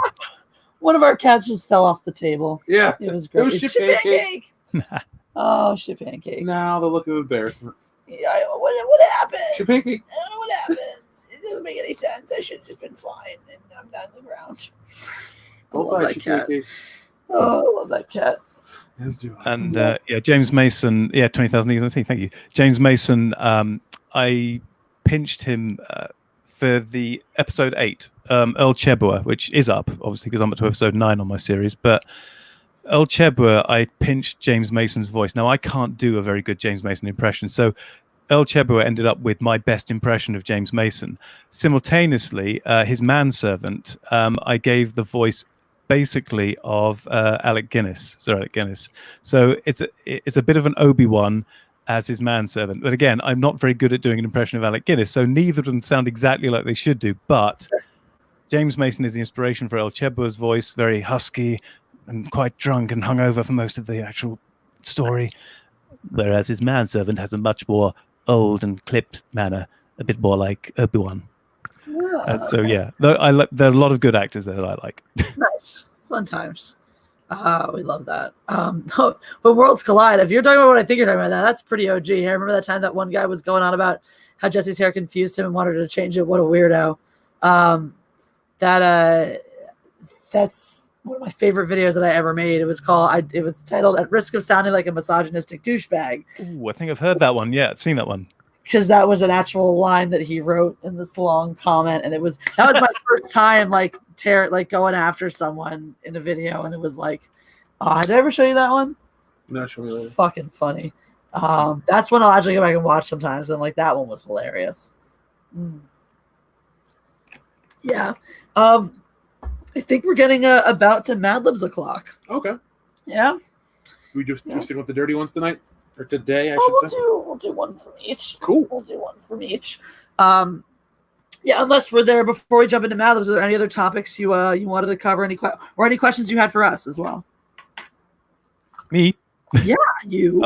I'm on the spot. I don't know. I spent so long thinking about this stream and prepping in my head all the things I wanted to say, but I think bizarrely, I think I've said most of the things. And Excellent. if I think of it later, I'll come back to it. Is that okay? Well, of course. I mean, look, this is not going to be the last time we stream, so I've absolutely enjoyed having you on, so we'll definitely bring you back. I very much enjoyed being here. Thank you, both of you. I just wanted to say to Tyler Preston, I met Keith David once. It was cool.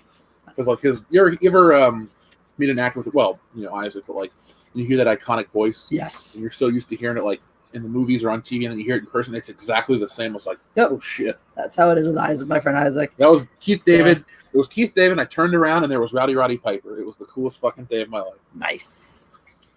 But yeah, no, this was definitely worth. You make me want to go back and watch some Doctor Who now. Like I was thinking about the first Eccleston with the mannequin people. That's a great one. Was it Christmas time?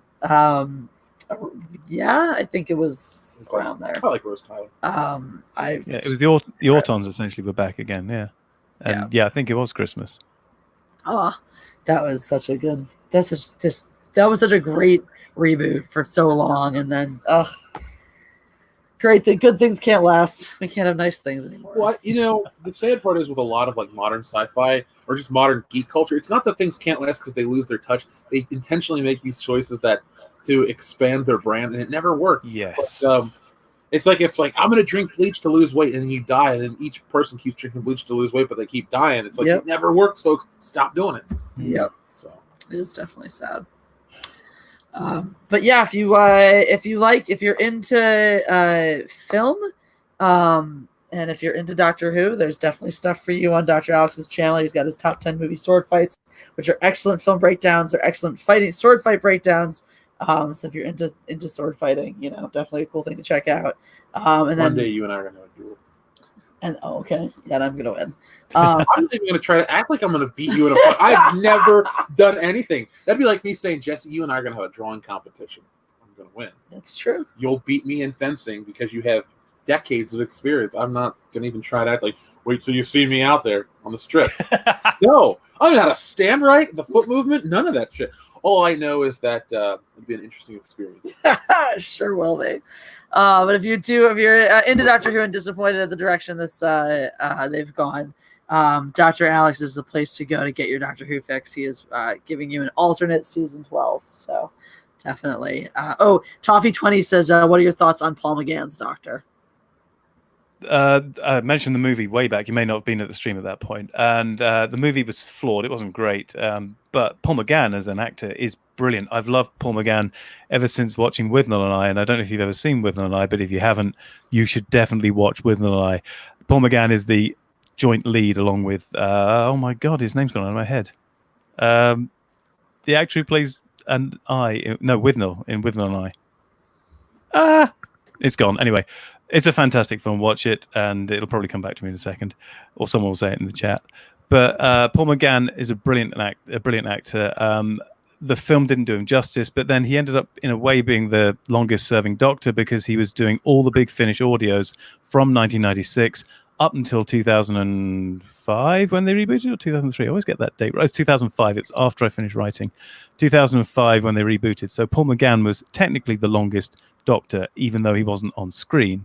He was doing all the Big Finish audios and books and stuff. And I wrote my second Big Finish story, which was The End.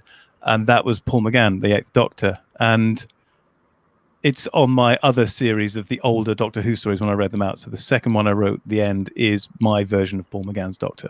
So, yeah, I do like Paul McGann as an actor, and I think his portrayal of the Doctor is fantastic. And the YouTube short they did showing how he dies and regenerates was also very, very good. Better, I think, than the movie he was in.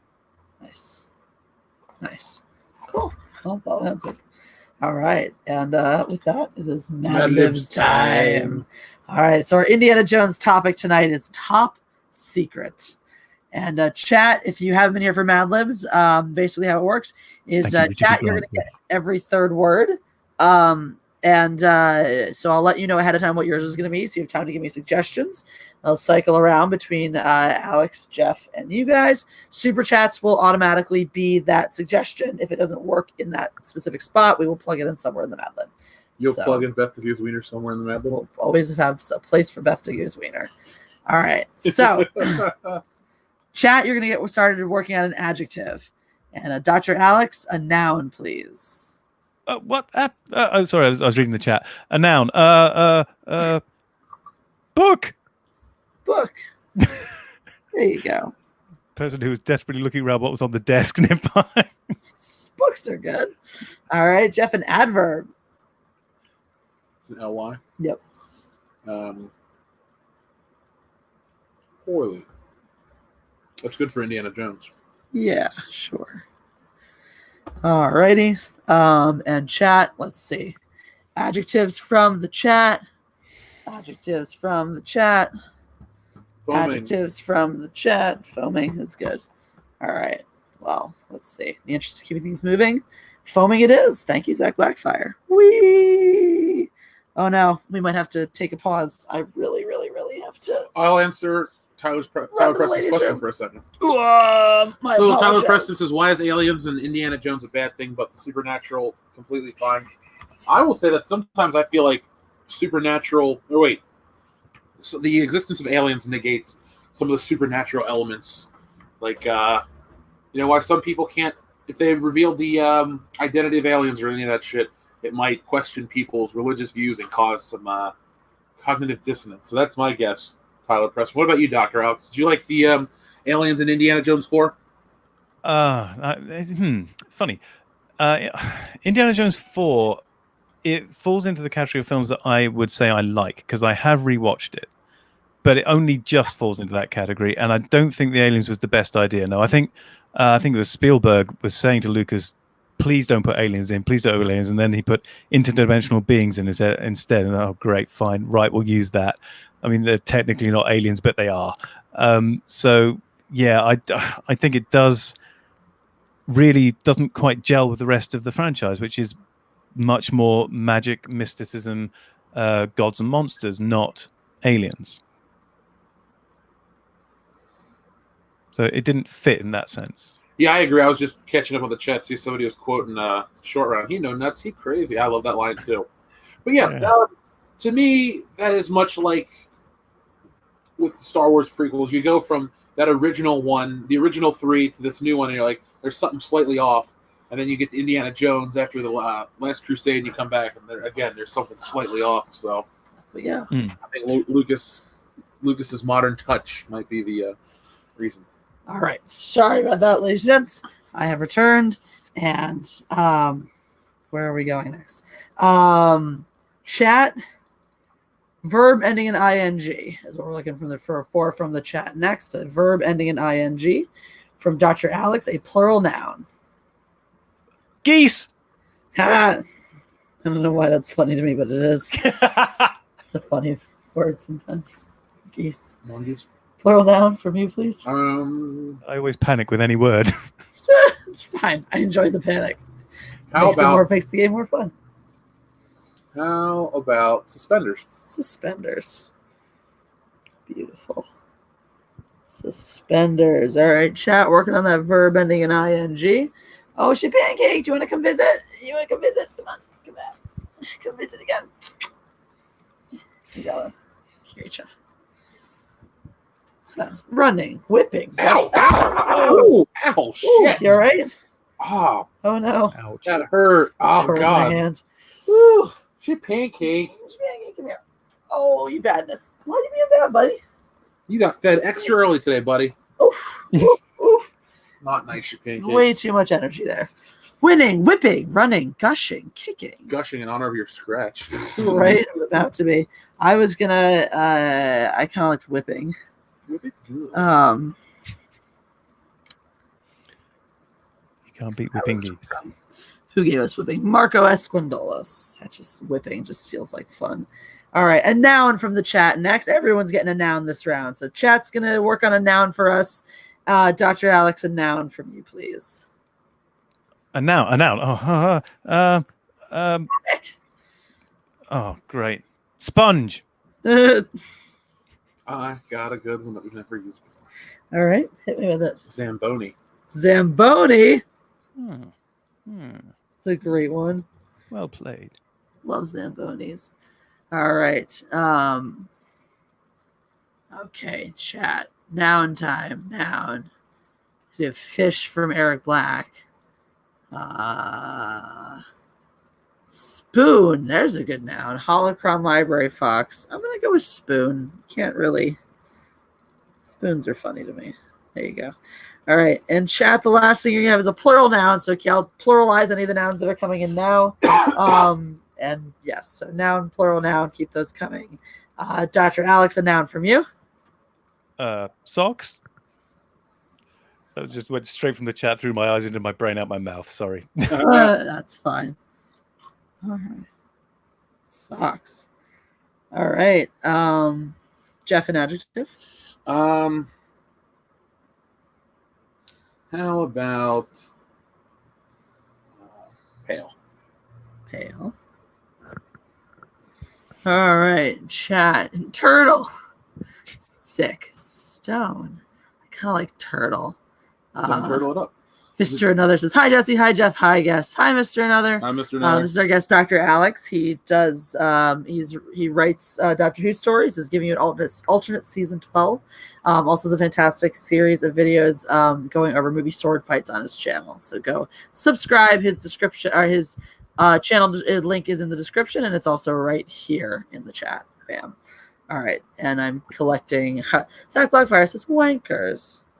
I'm gonna go with turtles. I like turtles. English theme. All right, top secret. You guys ready? Mm-hmm. In the same row of crates where the United States book stored the Ark of the Covenant that Indian Marion worked so poorly to recover, you can also find lots of other foaming treasures. Supposedly, the country's top geese are working to uncover their mystery. But really, they're just collecting suspenders.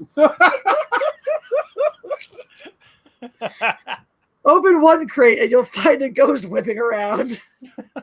But watch out, it's just waiting to escape. Open another container and find the Loch Ness sponge. Or the abominable snow Zamboni. Or even a spoon from outer space. Space spoon. The worst kind. And in the next room, you can find artifacts from the lost socks of Atlantis. Indiana Jones should stop scouring the earth for ancient, pale, and unexplained turtles and open these boxes instead. Oh, those unexplained turtles. The worst kind. You don't ever see them coming. Oh, those fucking turtles. That was solid. Hi, gentlemen. See you. And then, I'm gonna see it. Top geese. Top geese. Oh, we should get the country's top geese working on our coronavirus problem. Top geese. Top geese. You could do a Top Gun parody called Top Geese, and they're all just... Everyone's name was Goose. Yeah. That would be hilarious. Oh, man. Okay, so are you ready for our adult Mad Libs section tonight? I love how we're calling it tonight, and it's literally 2 o'clock in the 2 o'clock in the afternoon. afternoon. Tonight for, the UK viewers. 10 o'clock, yes. Yes. Zach Blackfire says, why isn't the plural of moose meese? Why isn't the plural of mongoose mongeese? This is life's important questions. With Jesse Milestone. But that's your title card post. All right. So our adult Mad Libs topic tonight is let's get cooking. Ooh. I don't know if we're literally I smell cooking or if we're just getting it on. We're probably just getting it on because these are the adult Mad Libs. Both are equally satisfying at times. So, chat, you're going to give us a person in the room to start. So we do person in the room. You can do me, Jeff, any of our cats, Dr. Alex, or anybody from the chat. Are all fair game. Dr. Alex, you're going to kick us off with an adjective. Oh, what? Oh, God. So taking it back. Oh, freaking out. Wait, what's an adjective? I can't do English anymore. A descriptor. Describe stuff. Oh, okay. Blooming. Ooh, good. I thought so. Geese are savage. That's a line from Hot Fuzz. Geese are fucking savage. All right, Jeff, a noun, please. How about a philanthropist? Or a full-on rapist for the layperson? Oh god. I guess questions panic me. I've noticed this. Mr. Another suggests Jesse's cow. Zach Blackfire suggests Zach Blackfire. Zach Blackfire's approved. Hey, stop. She pancake. You know what? Last time we put in Zach Blackfire, we got I like Big big assholes assholes and I and I cannot come. So you know what? Let's see what we can learn about Zach Blackfire is tonight. the common denominator for absurdity, and I dig it. There you go. All right, chat. You're gonna get going. Working on an adjective for me next. Dr. Alex, prepare yourself. Question is coming. I need a noun. Oh, now? Yes. IUD? No. I don't know. Tampon. I like you on the spot. Tampon. Oh, excellent. I like how you started with IUD and then went to tampon. What an incredible train of thought right there. Both go to the same place. They do. They just just have different stops. Yeah. Yes. All right, Jeff, a plural noun, please. How about lug nuts? All right. You pervert. Yeah, I know, right? I'm really into hardware. All right, adjectives Dank. from the dank. Ooh, sexy. Lovely, technically, from Toffee 20. I have to open the window. It's getting too warm in here. There you go. We can steal that painful. There you go. Oh, thank God. I like dank. Let's say dank. Thanks, Mr. Some Another. dank ass memes. Some dank ass memes. Did I ever tell you about my All right. Oh my God, chat. You get a type of liquid next. Ooh. I wish I got that. Type of liquid for the chat. All right, Alex, a plural noun. Suspenders. You already did suspenders, didn't we? Oh, that was More than one set of suspenders. I mean, come on. You can never have too many suspenders. that was the last game. So That's that's a callback. I like it. I dig it. Okay, Exactly. an adjective from Jeff. An adjective. Bulbous. Bulbous. All right, chat. How are those liquids coming along? Bulbous. Alex? Are there any words for you? Do you have any of those like words that make you uncomfortable? Yes. Words. The word words makes you uncomfortable. Just all words apparently make me uncomfortable. Have you tried asking me a question? But you know, some people like they don't like the word moist. Oh, but yeah. To be fair, moist was almost at the top of my list of things. Yeah. Moist is pretty bad. Clammy. Yeah. That's dark. Pungent isn't a particularly nice one either. Oh God. Which one? Pungent. Pungent. Yeah, that's a Reminds me of blue cheese. pungent. Urine, blood, olive oil, Liquid nitrogen? mercury, spinal fluid, liquid nitrogen, Blood butter. How is liquid nitrogen adult anyway? I mean, what are you doing with it? We're gonna take spinal fluid. Ooh. Let's try another. Oh, you're killing me, man. Cracking myself up. Oh God. Oh, there you go. Dr. Alex, you also chat. I should let you know you're doing a noun next. Chat. You're doing a noun. Am I doing a noun now? You, Dr. Alex, are doing a Wiener water. That's a noun. So we missed a type of liquid. Actually, nope, because the very next one was a type of liquid. So And I missed it on my transfer liquid again. You know what? Wiener water is perfect. Wiener water is brilliant. Now, is that a double entendre? Could it be the water that you cook wieners in, or the liquid that is produced by a wiener? It could be either one. Thank you, Kind of world I like to live in. for Wiener water. All right. So that's gonna mix things up a little bit here, but it'll be fun. All right, Alex, a plural noun. Sperm. Because it is actually a plural. It is. I know. There's a synonym for it. I'm gonna throw an S on the end just because it's funnier to me. What? It'll make more sense in the context of the Okay. story. Don't worry. I'm not just damaging the English language for We don't get to make this. exactly. All right. I'll be so thoroughly murdering the language. all right. While the chat is working on a noun, I see Jeff's choice right there. No, when I I said know. there's a euphemism for wiener water. Mustard. Mustard. Jeff, can you give me a color, please? Mustard yellow. Hold on. I want to Sky silver. It's the color of James Bond's Aston Martin and Die Another Day. Ooh, very good. Name. Sky silver. Okay. Wiener water belongs next to cereal milk at the grocery store. Oh God. So nouns from the chat. Cum mustard, pneumonia. I like pneumonia. That's good. Pneumonia. All right, chat. An adjective from the chat, please. And Dr. Alex, a color from you. Cream. Ah. It's gonna make a nice looking pantsuit. Sky silver. There you go. All right. So Jeff, a plural noun. How about sleeves? Sleeves. There we go. All right. So we're working on adjectives. From the chat, Investigation sends us drunk platypus. So let me see. I do have a noun spot left here. So we're going to throw in drunk platypus down there. Thank you. Thank you, Vestigo. All right. From the chat, we've got tasty, lacking. That's good. Oh, man. Lacking. I'm going to take lacking from Holocron Library Fox.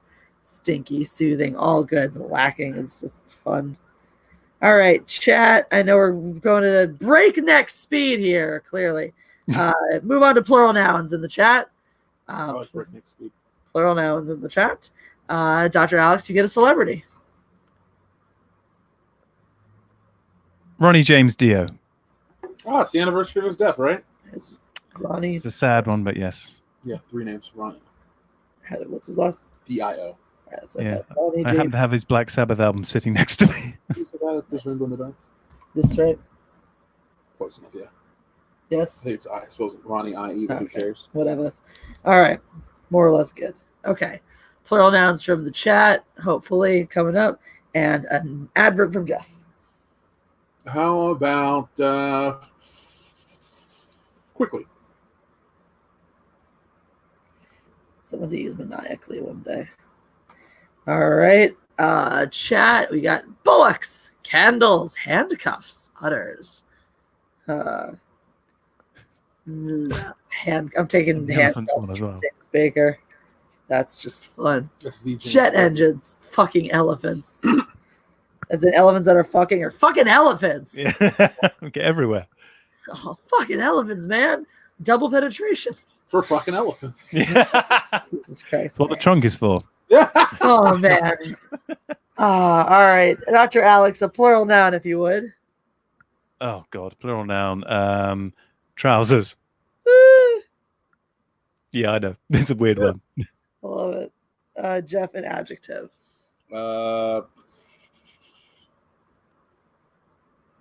Cheerful. All right. You guys ready for Let's Get Cooking? Here we go. If you smell. One of the most tried and blooming ways to impress a first date is to plan and cook a romantic philanthropist. Ooh, that kind of party. So, I've seen that film. so that's what Zach Blackfire decided to do.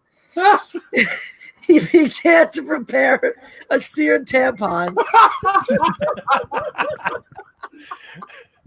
Seasoned with ground lug nuts and dried dang herbs. Oh, It's that kind of party party. after all. He whipped up some mashed suspenders and made a bowl mixed of bulbous greens, topped with a light dressing of olive oil and spinal fluid.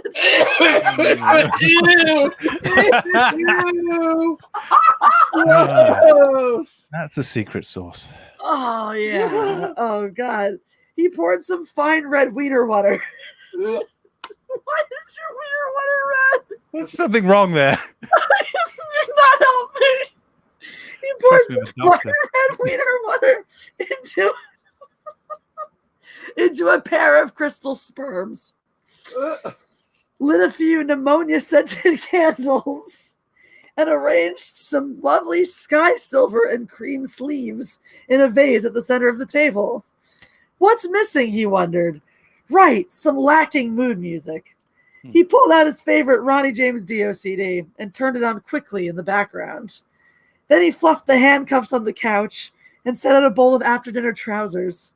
Would his date notice all his cheerful efforts? Only time and a passionate goodnight drunk platypus would tell.